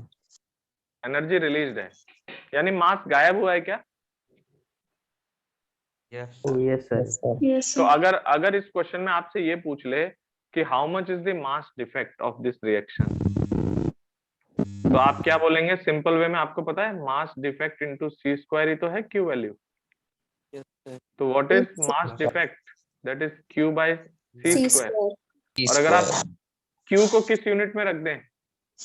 Mega electron volt में, तो सी स्क्वायर को हटा के हम क्या कर दें? 931.5. 931.5. अगर आपका क्यू रखा गया मेगा इलेक्ट्रॉन वोल्ट में तो आंसर आएगा एएमयू में। ठीक है, तो बताओ इस रिएक्शन में डेल्टा एम कितना रहा होगा अगर हमारा 44 mega electron volt is the Q value, then that is 44 divided by कितना? 931.5। ये आंसर किस में आएगा? एएमयू में। Any doubt? अब आप लोग मुझे डेसिमल के कम से कम 3 प्लेस तक इसका आंसर बताइए। 0.047. डेसिमल के 3 प्लेस तक 0.047. 0.047. 0.047 ये चलो कोई बात नहीं, डेसिमल के 3 प्लेस तक तो कम से कम हम गए हैं, क्योंकि बहुत ज्यादा आपको प्रिसाइज होना पड़ता है इनके लिए। तो एक बात बताइए, आपको पता चल गया इस रिएक्शन का मास डिफेक्ट कितना है? तो ये मास डिफेक्ट में कौन आएगा? मास डिफेक्ट में रिएक्टेंट है x प्लस y और प्रोडक्ट में है z। क्या ये बात समझ में आती है? mx plus my minus mz की वैल्यू ये है। Yes sir. Yes, sir. तो एक बात बताओ, अगर मैं क्वेश्चन में इनिशियली आपको ये बाइंडिंग एनर्जी प्रोवाइड करके मैंने आपसे Q वैल्यू पूछ लिया है ना, और मान लो मैं आपको बाय चांस x और y का मास दे दूं, तो क्या आप z का मास निकाल सकते हैं? जी सर। कैसे? क्योंकि आपको पता है कि Q वैल्यू 44 है, Q वैल्यू 44 है, तो एनर्जी जो है उसके एसोसिएटेड मास जो है वो इतना है, और एनर्जी रिलीज हुई है तो मास डिफेक्ट पॉजिटिव है। मास डिफेक्ट पॉजिटिव का मतलब रिएक्टेंट का मास माइनस प्रोडक्ट का मास जो है, इसका डिफरेंस पॉजिटिव वैल्यू होगी। और मान लीजिए मैंने आपको mx और my दिया है, तो आप क्या निकाल सकते हैं? mz। यस और नो? Yes sir. ठीक है, तो आपके पास Q वैल्यू निकालने के 2 तरीके हो गए, एक तो product minus reactant binding energy से, और रिएक्टेंट माइनस प्रोडक्ट करेंगे तो मास और रेस्ट मास एनर्जी से। इतनी बात समझ में आई क्या सबको? Yes sir. Yes, sir. ठीक है। अच्छा, कभी कभी हम आपको डायरेक्ट बाइंडिंग एनर्जी दे देंगे और कभी कभी हम आपको बाइंडिंग एनर्जी पर न्यूक्लियन दे देंगे। समझ गए? Yes, sir. और अगर एक बात बताओ, Q वैल्यू नेगेटिव आ जाती तो क्या होता? एनर्जी एब्जॉर्ब हो रही थी। एनर्जी एब्जॉर्ब करानी पड़ेगी, तो फिर मास ऑफ रिएक्टेंट कम होगा और मास ऑफ प्रोडक्ट ज्यादा होगा। ठीक है, अब देखिए एक रिमार्क है, इस पे बहुत क्वेश्चन आता है। रिमार्क क्या है कि अगर हमसे कभी कहा जाए एक स्पॉन्टेनियस रिएक्शन है, स्पॉन्टेनियस रिएक्शन का मतलब उसकी Q वैल्यू क्या है? पॉजिटिव, तो एनर्जी रिलीज होनी चाहिए। ठीक है, लेकिन स्पॉन्टेनियस रिएक्शन में Q वैल्यू पॉजिटिव होना एक एस्पेक्ट तो है ही, साथ के साथ एक कंडीशन और है कि जब हमारी रिएक्शन होती है ना, तो हमारे पास जितने भी प्रोडक्ट बने और जितने भी रिएक्टेंट्स बने, उन सब में एक रिलेशन होना चाहिए। सारे प्रोडक्ट सारे रिएक्टेंट से ज्यादा स्टेबल होने चाहिए। क्या होना चाहिए?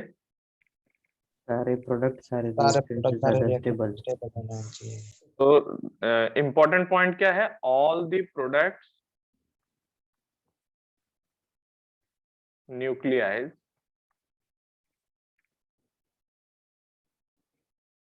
will be more stable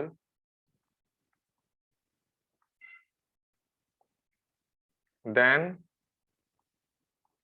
all the reactants। मतलब इसको आप लोग मैथमेटिकली कैसे चेक करोगे? आपको पता है सारे न्यूक्लियाई प्रोडक्ट वाले ज्यादा स्टेबल होने चाहिए, तो प्रोडक्ट वाले जब ज्यादा स्टेबल होंगे तो इनकी बाइंडिंग एनर्जी पर न्यूक्लियन ज्यादा होगी प्रोडक्ट्स की, और सारे रिएक्टेंट्स की बाइंडिंग एनर्जी पर न्यूक्लियन क्या होगी? कम होगी। इतनी बात समझ में आती है क्या? यस सर। Yes, yes sir. भाई न्यूक्लियस की स्टेबिलिटी किससे देखते हैं? बाइंडिंग एनर्जी पर पर न्यूक्लियन। न्यूक्लियन से। ठीक है, तो जैसे मान लो मैंने आपको एक कंडीशन दिया, कैसा? देखिए मेरे पास एक बाइंडिंग एनर्जी पर न्यूक्लियन का कर्व है सपोज कुछ विद रिस्पेक्ट टू ए, और मैंने आपको ग्राफ कुछ ऐसा दे दिया। ठीक है, मैंने कहा कि यहाँ पर कुछ मैं आपको मार्किंग कर रहा हूँ कुछ न्यूक्लियाइज के लिए।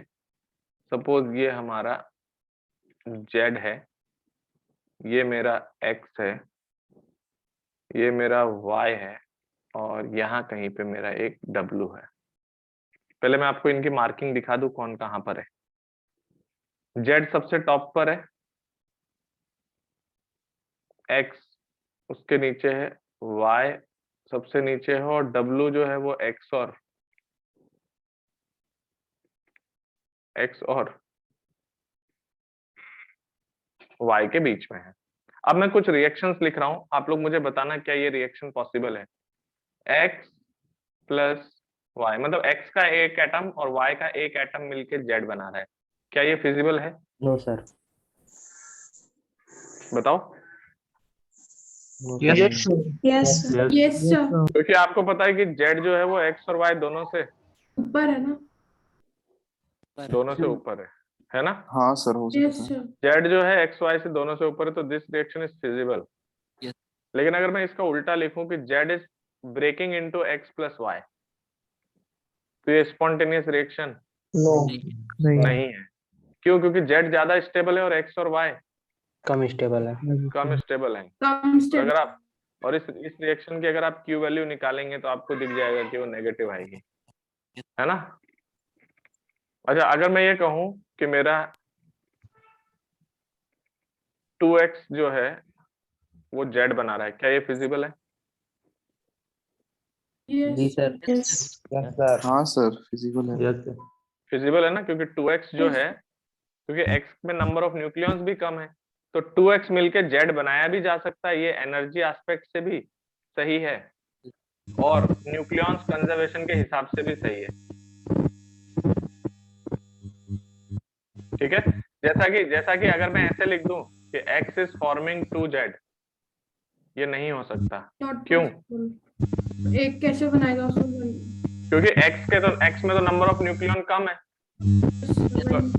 बेटा ये जिसका भी स्पीकर हो प्लीज बंद कर ले। ओके, तो अगर मैं कहता हूं कि x 2z बना रहा है, तो एनर्जी एस्पेक्ट से तो आपको दिख रहा है कि सर है z ज्यादा स्टेबल है, लेकिन x 2z बनाने के फॉर्म कंडीशन में है नहीं। यस और no? Yes sir. Yes sir. Okay. Sir. अच्छा, अगर मैं ये लिखता हूं कि W प्लस x, ये दोनों मिलकर 2z बना रहे हैं, क्या पॉसिबल है? No. Yes, sir. Yes, Yes, sir. sir. W और x दोनों कम स्टेबल हैं और z हाँ, ज्यादा Z से। स्टेबल है, तो ये पॉसिबल है। और Yes, साथ के sir. साथ न्यूक्लियॉन के बारे में अगर हम सोचें तो W प्लस x मिला के 2z हो सकता है। Yes, sir. लेकिन अगर मैं कहूं कि W प्लस x मिलाकर z बन रहा हो तो पॉसिबल है क्या? Yes, sir.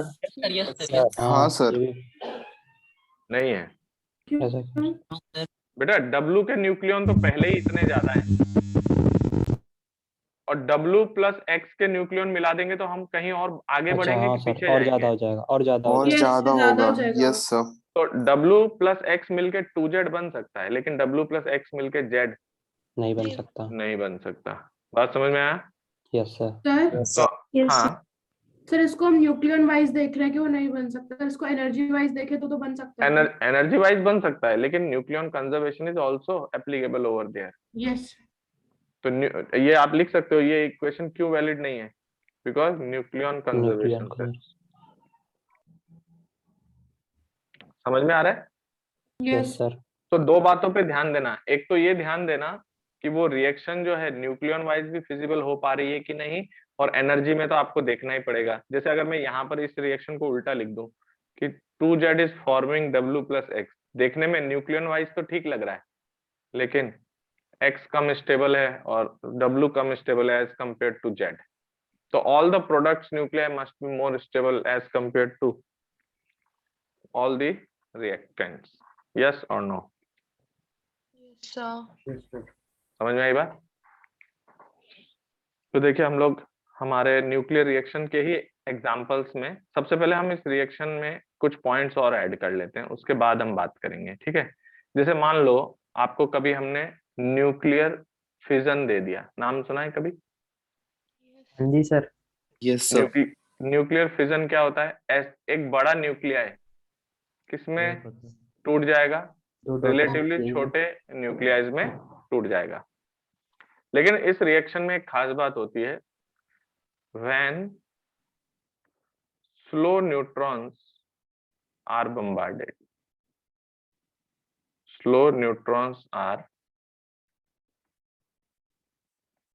bombarded on the heavy nuclei. ये अपने आप रिएक्शन नहीं होती, आपको एक स्लो क्या देना पड़ता है, neutron. When slow neutrons are bombarded on the heavy nuclei, then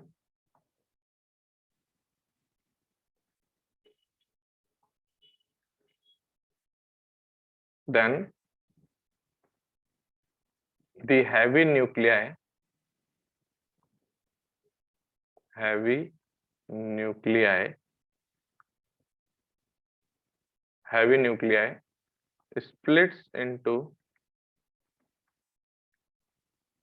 splits into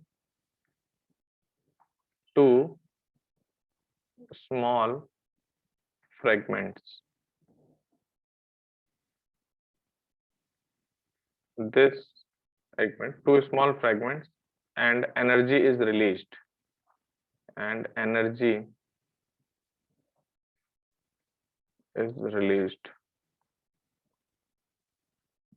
This kind of reaction is called nuclear fission. Formula definition सबको समझ में आ गई?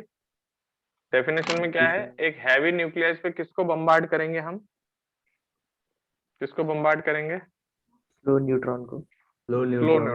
स्लो न्यूट्रॉन मतलब बहुत कम energetic neutron.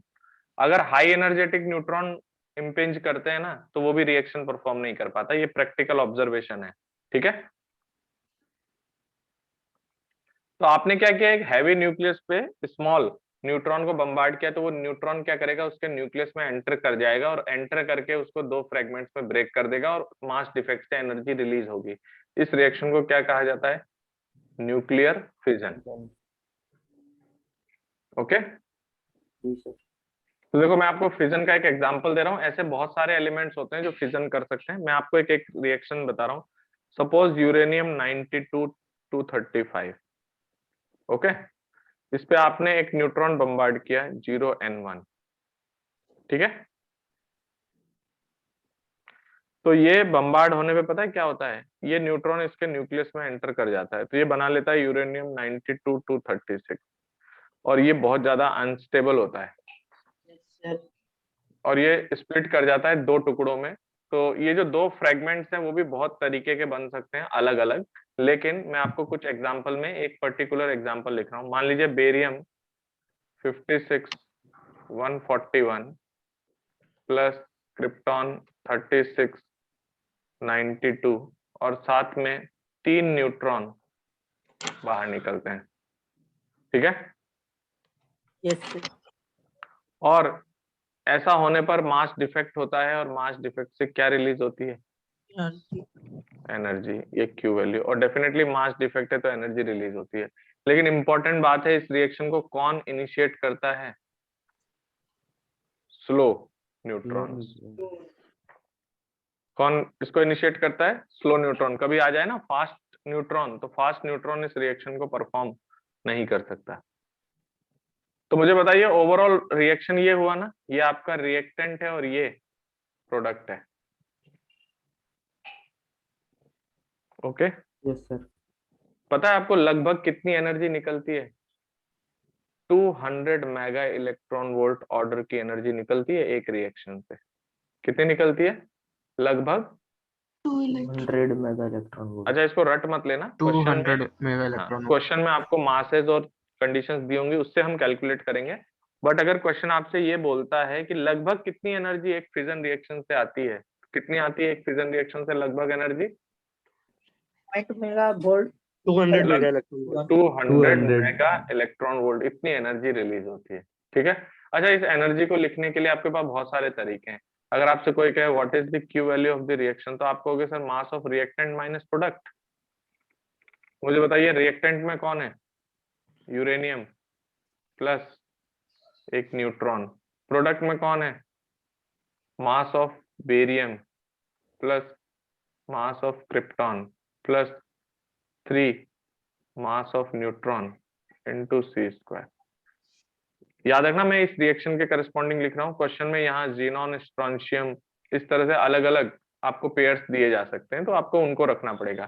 Then what is my mass defect? Mass of uranium minus mass of barium plus mass of krypton plus mass of 2 times mass of neutron into C square. कितने लोगों को समझ में आ गया कि yes sir यही होगा Q value of the reaction? यही किस ऑर्डर की है? लगभग 200 मेगा इलेक्ट्रॉन वोल्ट ऑर्डर की है। समझ में आई बात? पर न्यूक्लियन सर 0.8 होगा ना? किसका? इसी का 200 मेगा वोल्ट का। नहीं, पर न्यूक्लियन मत बात करिए, ये कोई वो थोड़ी है, न्यूक्लियस थोड़ी है, ये तो एनर्जी है। यस। इसको कैसे हम डिस्ट्रीब्यूट कर सकते हैं पर न्यूक्लियन? ठीक है। अच्छा, कितने लोगों को ये बात समझ में आती है कि यहाँ डेफिनेटली क्यू वैल्यू पॉजिटिव है, तभी तो एनर्जी रिलीज हो रही है? जी सर। यस तो क्या सर। आपको लगता है इस Yes, एक यूरेनियम का मास इन सब के टोटल से बड़ा होना चाहिए?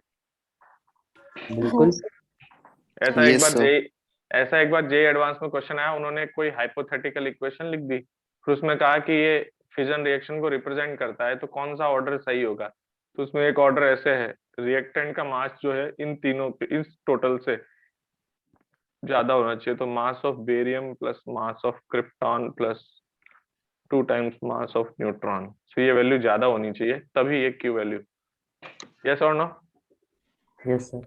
अच्छा, इस क्यू वैल्यू को निकालने में, इधर देखिए, इस क्यू वैल्यू को निकालने में बाइंडिंग एनर्जी कैसे यूज होगी? तो बाइंडिंग एनर्जी के फॉर्म में ऐसे लिखेंगे, binding energy of product. Product में कौन कौन है बताओ? Barium, krypton, neutron. अच्छा, जो न्यूट्रॉन है वो तो कोई न्यूक्लियस है नहीं, यस सर। Yes sir. तो प्रोडक्ट में ये दोनों न्यूक्लियस है, और रिएक्टेंट कौन है? Binding energy of uranium. Uranium. इसको भी करने पर यही वैल्यू निकल के आएगी, और आपको पता है क्यू वैल्यू इस रिएक्शन की क्या है? पॉजिटिव है। समझ में आया इतना?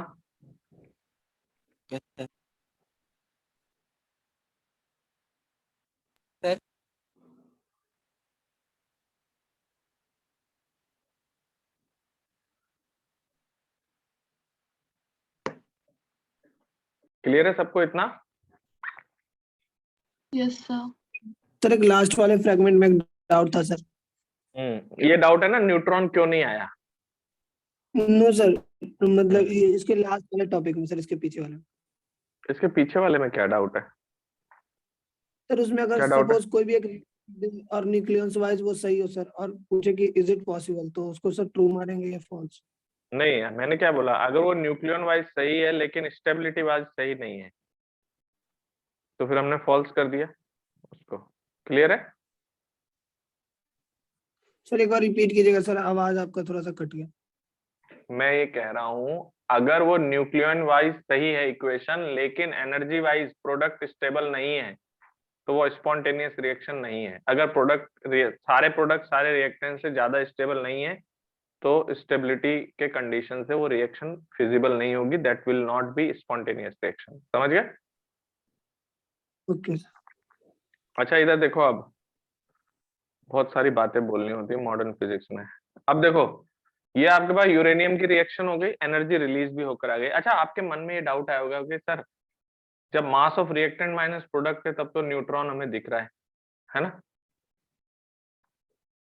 लेकिन जब हमने बाइंडिंग एनर्जी किया, तो उसमें मैंने सिंपल एक भाषा में आपसे क्या बोल दिया कि न्यूट्रॉन जो है, न्यूट्रॉन, उसकी कोई बाइंडिंग एनर्जी होगी नहीं, क्योंकि वो न्यूक्लियस है ही नहीं।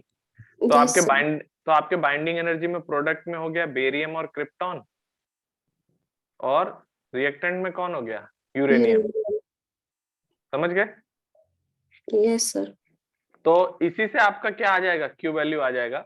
इसको मैं समझाने के लिए मैं एक रिएक्शन ले रहा हूं थोड़ा सा शॉर्ट में, ताकि आपको ये समझ में आ जाए कि आपने न्यूट्रॉन की बाइंडिंग एनर्जी नहीं लिखी है, क्योंकि होती भी नहीं है, लेकिन आपका क्यू वैल्यू सही निकल के आ रहा है, उसमें कोई शक वाली बात नहीं है।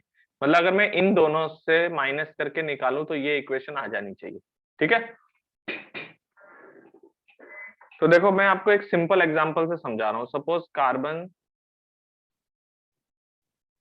613 है, ये फॉर्म कर रहा है कार्बन 612 प्लस एक न्यूट्रॉन प्रोड्यूस कर रहा है।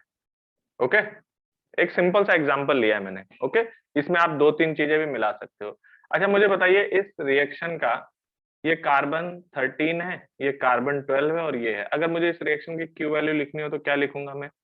Carbon of C13 minus of carbon of mass of carbon of C12 plus mass of neutron. क्या कहते हो, यही है ना इसका क्यू वैल्यू? Yes sir. जी सर। है ना? अच्छा, इसमें ना जब मैं बाइंडिंग एनर्जी से निकालूंगा तो देखो ये इक्वेशन अपने आप कैसे आती है। तो आपके प्रोडक्ट में कौन है? Binding energy of carbon 12। क्या लिखूंगा मैं इसको? 6 MP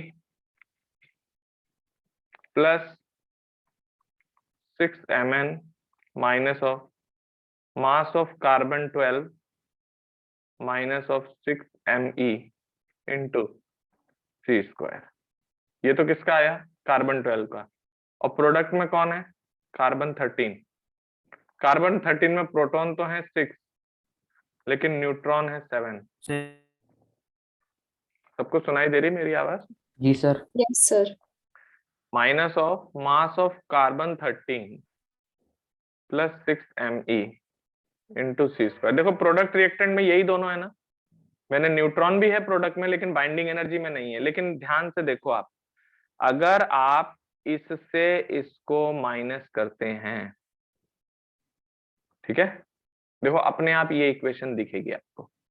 कैसे? आप माइनस करके देखो, 6 MP से 6 MP कट जाएगा, 6 Me से 6 Me कट जाएगा और यहाँ एक न्यूट्रॉन बचेगा।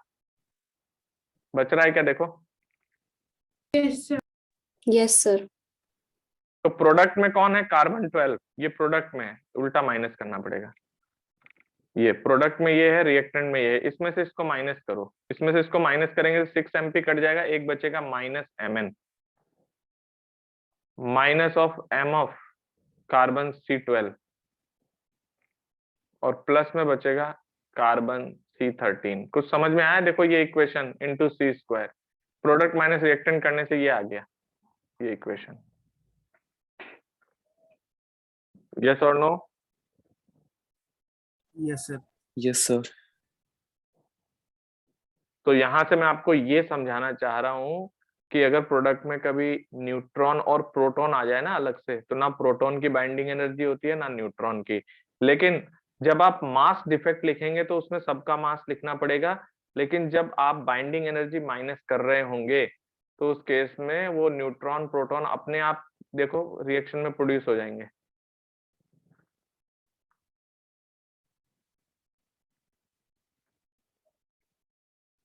समझ में आया क्या? यस सर। बेटा समझ में आया? हाँ सर। जी sir. Yes sir. Yes sir. तो मैं ये कहना चाह रहा हूँ कि आप है ना न्यूट्रॉन प्रोटॉन को लेके घबराना मत बाइंडिंग एनर्जी के इक्वेशन में, वो अपने आप बैलेंस कर लेगा क्यू वैल्यू को। समझ रहे हैं? लेकिन अब पता है कुछ लोग क्या करने लगेंगे कि सर वो रिएक्शन में भी न्यूट्रॉन प्रोटॉन उड़ाने लग जाएंगे। ऐसा नहीं है, मास में लिखना पड़ेगा आपको। समझ गए? बाइंडिंग एनर्जी में वो ऑटोमेटिक एडजस्ट हो जाएगा। देख रहे हो यहाँ 7 न्यूट्रॉन है, यहाँ 6 न्यूट्रॉन है, अपने आप वो न्यूट्रॉन का मास क्रिएट हो गया जब आपने प्रोडक्ट में से रिएक्टेंट को माइनस किया। समझ रहे हो? Yes sir. 6 ME कटेगा ही नहीं सर। हाँ, तो 6 ME तो नहीं कटेगा माइनस करेंगे तो। कौन नहीं कटेगा? तो 6 ME 6 Me नहीं कट रहा है। नहीं कटेगा सर। ये बेटा इतना घुमा फिरा के क्यों बोल रहे हो? ये बोलो ना यहाँ माइनस है सर। अरे सर नहीं, वो नहीं देखे। हाँ, अब कट गया। Yes sir. 6 Me कट गया, 6 MP कट गया, 6 Mn से 6 Mn कट गया, एक Mn बचेगा।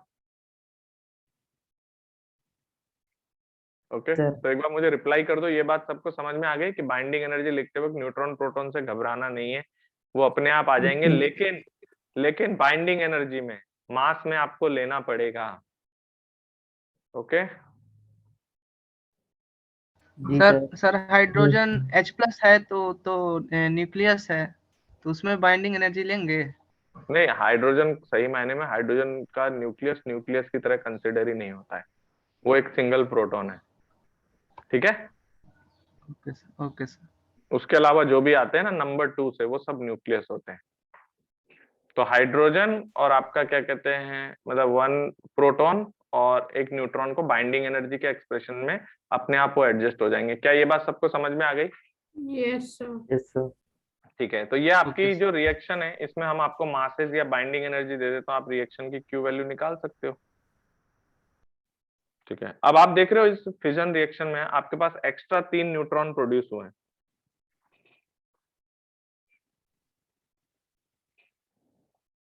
ठीक है, तो आपने क्या देखा, एक्स्ट्रा 3 न्यूट्रॉन प्रोड्यूस हुए हैं, तो वो रिएक्शन को आगे कैरी ऑन कर सकते हैं। जैसे एक न्यूट्रॉन एक यूरेनियम से रिएक्ट करके देख रहे हो फर्दर कितने न्यूट्रॉन बना रहा है, 3 न्यूट्रॉन। और वो न्यूट्रॉन अगर वापस से रिएक्शन में पार्टिसिपेट कर जाएं तो ये एक यूरेनियम से रिएक्ट करेगा, ये भी एक यूरेनियम से, ये भी एक यूरेनियम से रिएक्ट करेगा। फर्दर 3-3 न्यूट्रॉन ये भी देगा, फिर ये भी 3 न्यूट्रॉन देगा, ये भी 3 न्यूट्रॉन। इसके बाद क्या होगा बताइए, ये 3-3-3 और निकले, ये आगे पार्टिसिपेट कर जाएंगे तो रिएक्शन किसमें कन्वर्ट हो जाएगी, this converted into Chain reaction. Chain reaction. किसमें कन्वर्ट हो जाएगी, ये एक In चेन reaction. रिएक्शन। लेकिन याद रखना इस चेन रिएक्शन को कराने के लिए आपको न्यूट्रॉन्स को स्लो डाउन करना पड़ेगा। Neutrons will be needed to be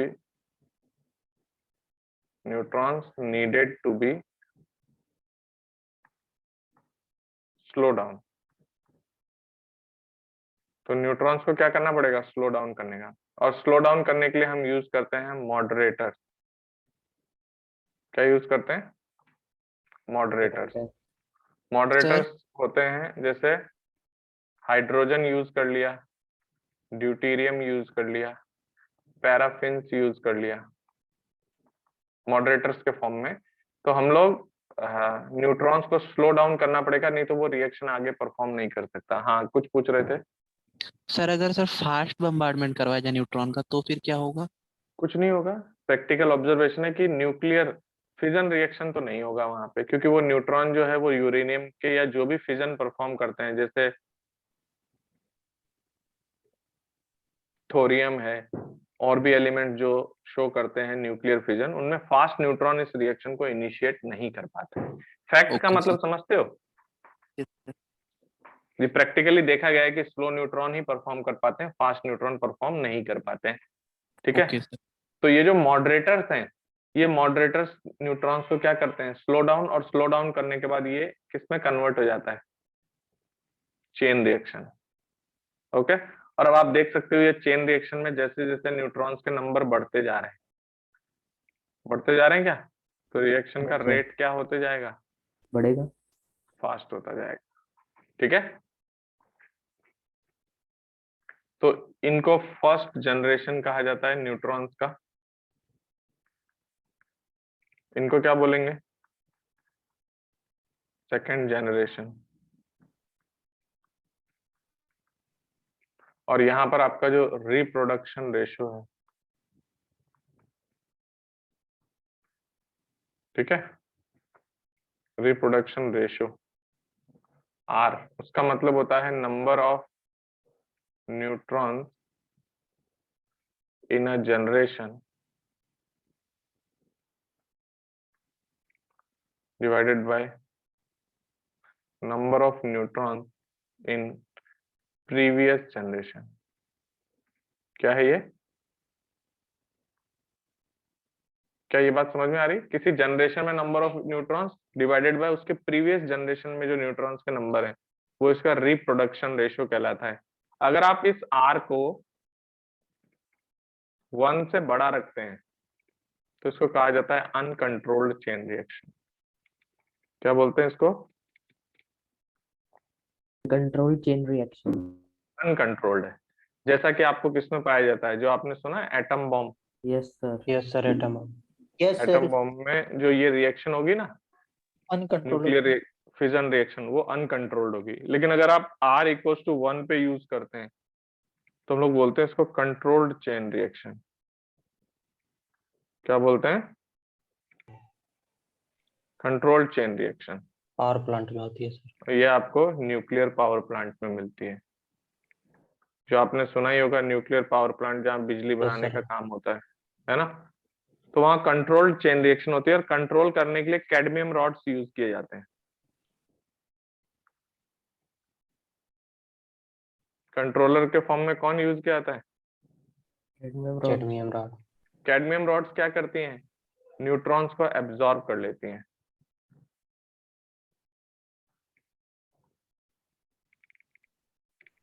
neutrons अगर एब्जॉर्ब कर लिए जाएं रिएक्शन में आगे चल के, तो नंबर ऑफ न्यूट्रॉन्स जो बढ़ रहे हैं उनको एब्जॉर्ब करके हम खत्म कर सकते हैं, और खत्म करने से वो रिएक्शन अनकंट्रोल्ड होने की बजाय कंट्रोल्ड चेन रिएक्शन हो जाएगी। इतनी बात समझ में आई या नहीं? Yes. Okay. Excuse me sir. हाँ सर अगर ये अनकंट्रोल्ड चेन रिएक्शन का पार्ट है एटम बम, तो हाँ। जब ये ब्लास्ट हुआ था तो उसके हम्म। बाद तो ये कंट्रोल कैसे हुआ, मतलब? कंट्रोल नहीं, रिएक्शन तो कभी ना कभी टर्मिनेट होगी जब आपका फ्यूल खत्म हो जाएगा, ठीक है। फ्यूल? लेकिन भाई यूरेनियम ही नहीं बचा आपके पास, तो रिएक्शन का रेट एकदम से बढ़ते जा रहा है, बढ़ते जा रहा है, बढ़ते जा रहा है। आपको पता है एटम बम फोड़ने पे कितना टेम्परेचर आता है? Of the order of 10⁻9 kelvin. किस ऑर्डर का टेम्परेचर डेवलप होता है? 10⁻9 kelvin. Of the order of 10⁻9 kelvin, ठीक है। Yes sir. लेकिन आप एक चीज देखिए, जो एटम बम अनकंट्रोल्ड हुई, जो आपका सवाल है, उसमें न्यूट्रॉन आगे बढ़ता जा रहा है, नंबर्स बढ़ते जा रहे हैं, तो रिएक्शन का रेट कंटिन्यूअसली बढ़ता जा रहा है, ठीक है। Yes sir. लेकिन हमें क्या दिखाई दिया कि जो अनकंट्रोल्ड रिएक्शन है हमारे पास, उसमें फ्यूल खत्म हो जाएगा, तब तो क्या कहते हैं, रिएक्शन आपकी टर्मिनेट होगी ही होगी। लेकिन वो जो आप कह रहे हो ना कि आज तक उनका इफेक्ट कैसे दिखाई देता है, देखा है आपने? बिल्कुल सर, आज भी वहाँ वो होते हैं ना। आज भी जो इफेक्ट है वो इनका इफेक्ट है, जो आपको दिखाई दे रहा है, ये जो बेरियम और क्रिप्टॉन है, बेरियम और क्रिप्टॉन, ये क्या बन रहे हैं? अच्छा ये देखना, ये लेजर पॉइंटर दिखाई देता है क्या सबको? यस सर, दिख रहा है। Yes sir. तो ये जो बेरियम और क्रिप्टॉन बना है, ये रेडियो एक्टिव एलिमेंट्स हैं। कैसे हैं? रेडियो। और ये आज तक वहां पे क्या कर रहे हैं? रेडियो एक्टिविटी शो कर रहे हैं। समझ में आई बात? Yes sir. तो ये आपका अनकंट्रोल्ड चेन रिएक्शन है, एटम बॉम्ब में पाया जाता है। और आपको पता है कितना temperature of the order of 10⁻9 kelvin का टेम्परेचर यहाँ डेवलप होता है एटम बॉम्ब में। इतना समझ में आ गया सबको? Yes sir. रिएक्शन में सभी तो न्यूट्रॉन एब्जॉर्ब हो जाते हैं क्या? बेटा सभी हो जाएंगे तब तो काम ही खत्म हो गया। यस। तो हमने क्या बोला? कंट्रोल्ड करके रखना है, यानी आर को क्या बना के रखना है? 1। Yes sir. तो आर को अगर हम 1 बना के रखेंगे तो क्या होगा? कंट्रोल रहेगा। तो हमारा रिएक्शन कंट्रोल रहेगा, कुछ न्यूट्रॉन्स आप एब्जॉर्ब कराते जाएंगे। क्लियर है? जी सर। तो देखिए अब हमारे पास एक कंडीशन ये आती है, कभी कभी आपको क्वेश्चन दिया जाता है कि किसी पावर प्लांट में जो रिएक्शंस हो रही है उससे जो एनर्जी आ रही है उसकी आपको पावर दी जाती है, ठीक है। तो जैसे आपको पता है जो न्यूक्लियर पावर प्लांट जिसको हम लोग बोलते हैं nuclear reactors,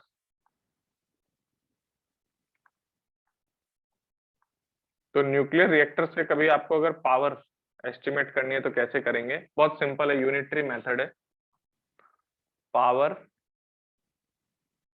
of a nuclear reactor,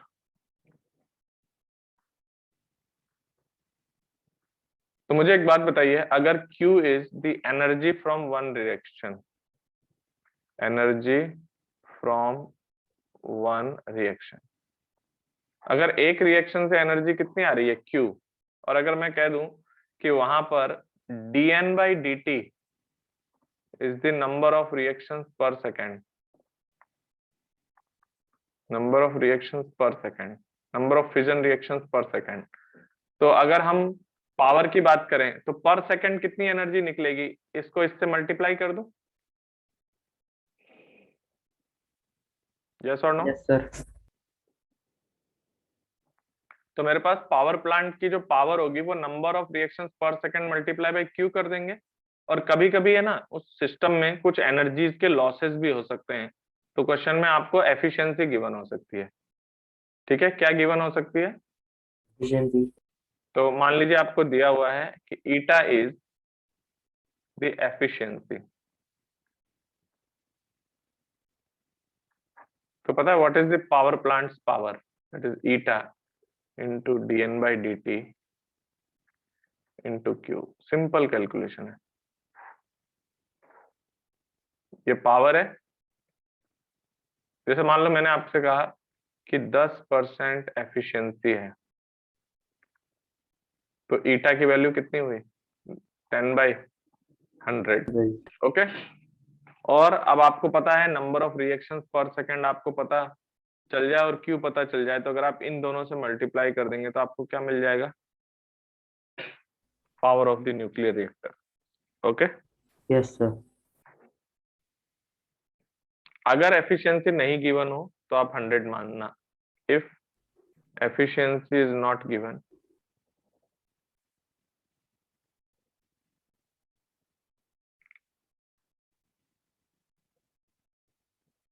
then it is assumed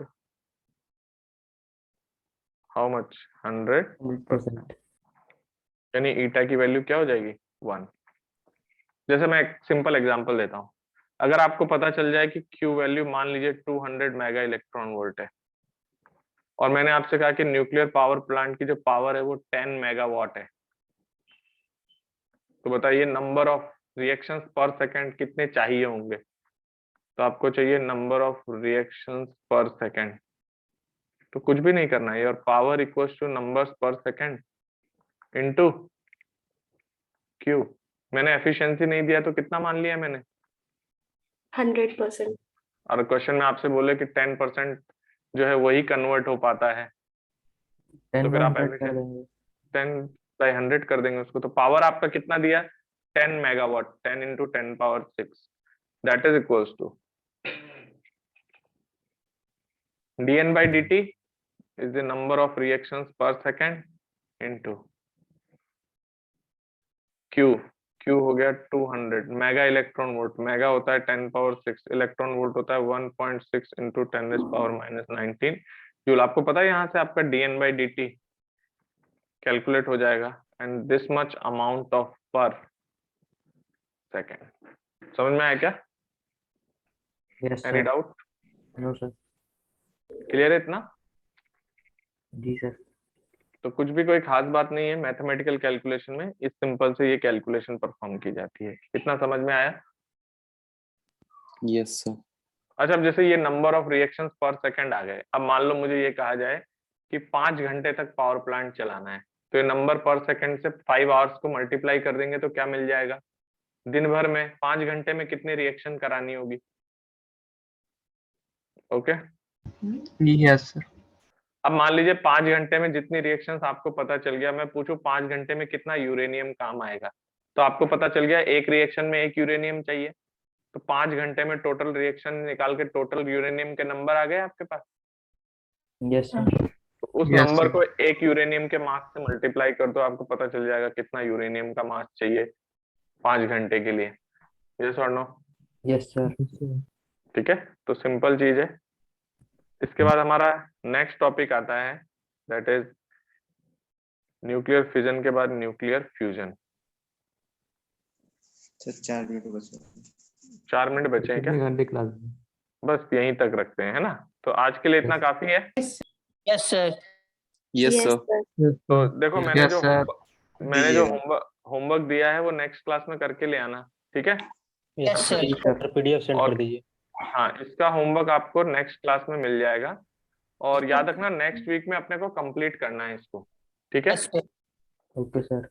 तो आप लोग कोशिश करना है एक्सरसाइज 1, 2 और एक्सरसाइज 4 का लेवल 1 कम से कम वो तो कर ही लेना सारे, ठीक है? मैं होमवर्क लगभग सभी दूंगा। मैंने पिछले क्लास में कौन कौन सा होमवर्क दिया है कोई बता सकता है क्या?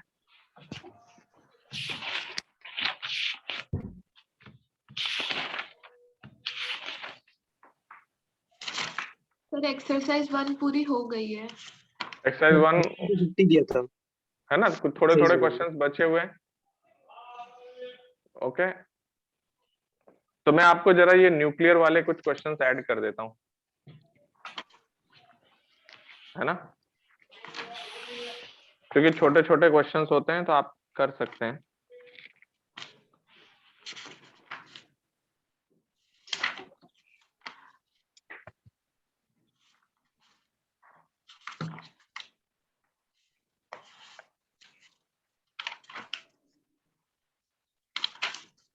मॉडर्न 2 का जो होमवर्क रहेगा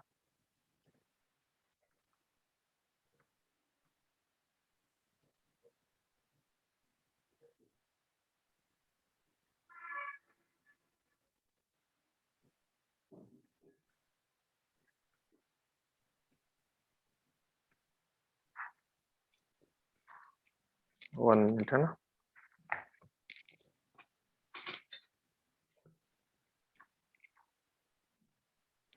चलो बेटा मैं पीडीएफ में लिख के भेज दूंगा यहाँ पर, है ना, मॉडर्न 2 में कौन कौन से क्वेश्चंस हैं। ठीक है, ओके सर। हम लोग क्लास ओवर करते हैं। Okay, thank you thank you अच्छा सर। एक पॉइंट मैं बोलना चाहता हूँ लास्ट, कि अभी तक आप देख रहे हो ये एनर्जी रिलीज होकर आई है, ठीक है। अब ये एनर्जी वैसे गई कहाँ, जैसे रिएक्शंस में तो ये एनर्जी आगे पावर डेवलप कर रही है ना। अगर हम इस एनर्जी को रिएक्शन से एस्केप ना करने दें तो वो एनर्जी गई कहाँ, वो नेक्स्ट क्लास में हम लोग डिस्कशन करेंगे। Okay, yes sir. Okay, thank you.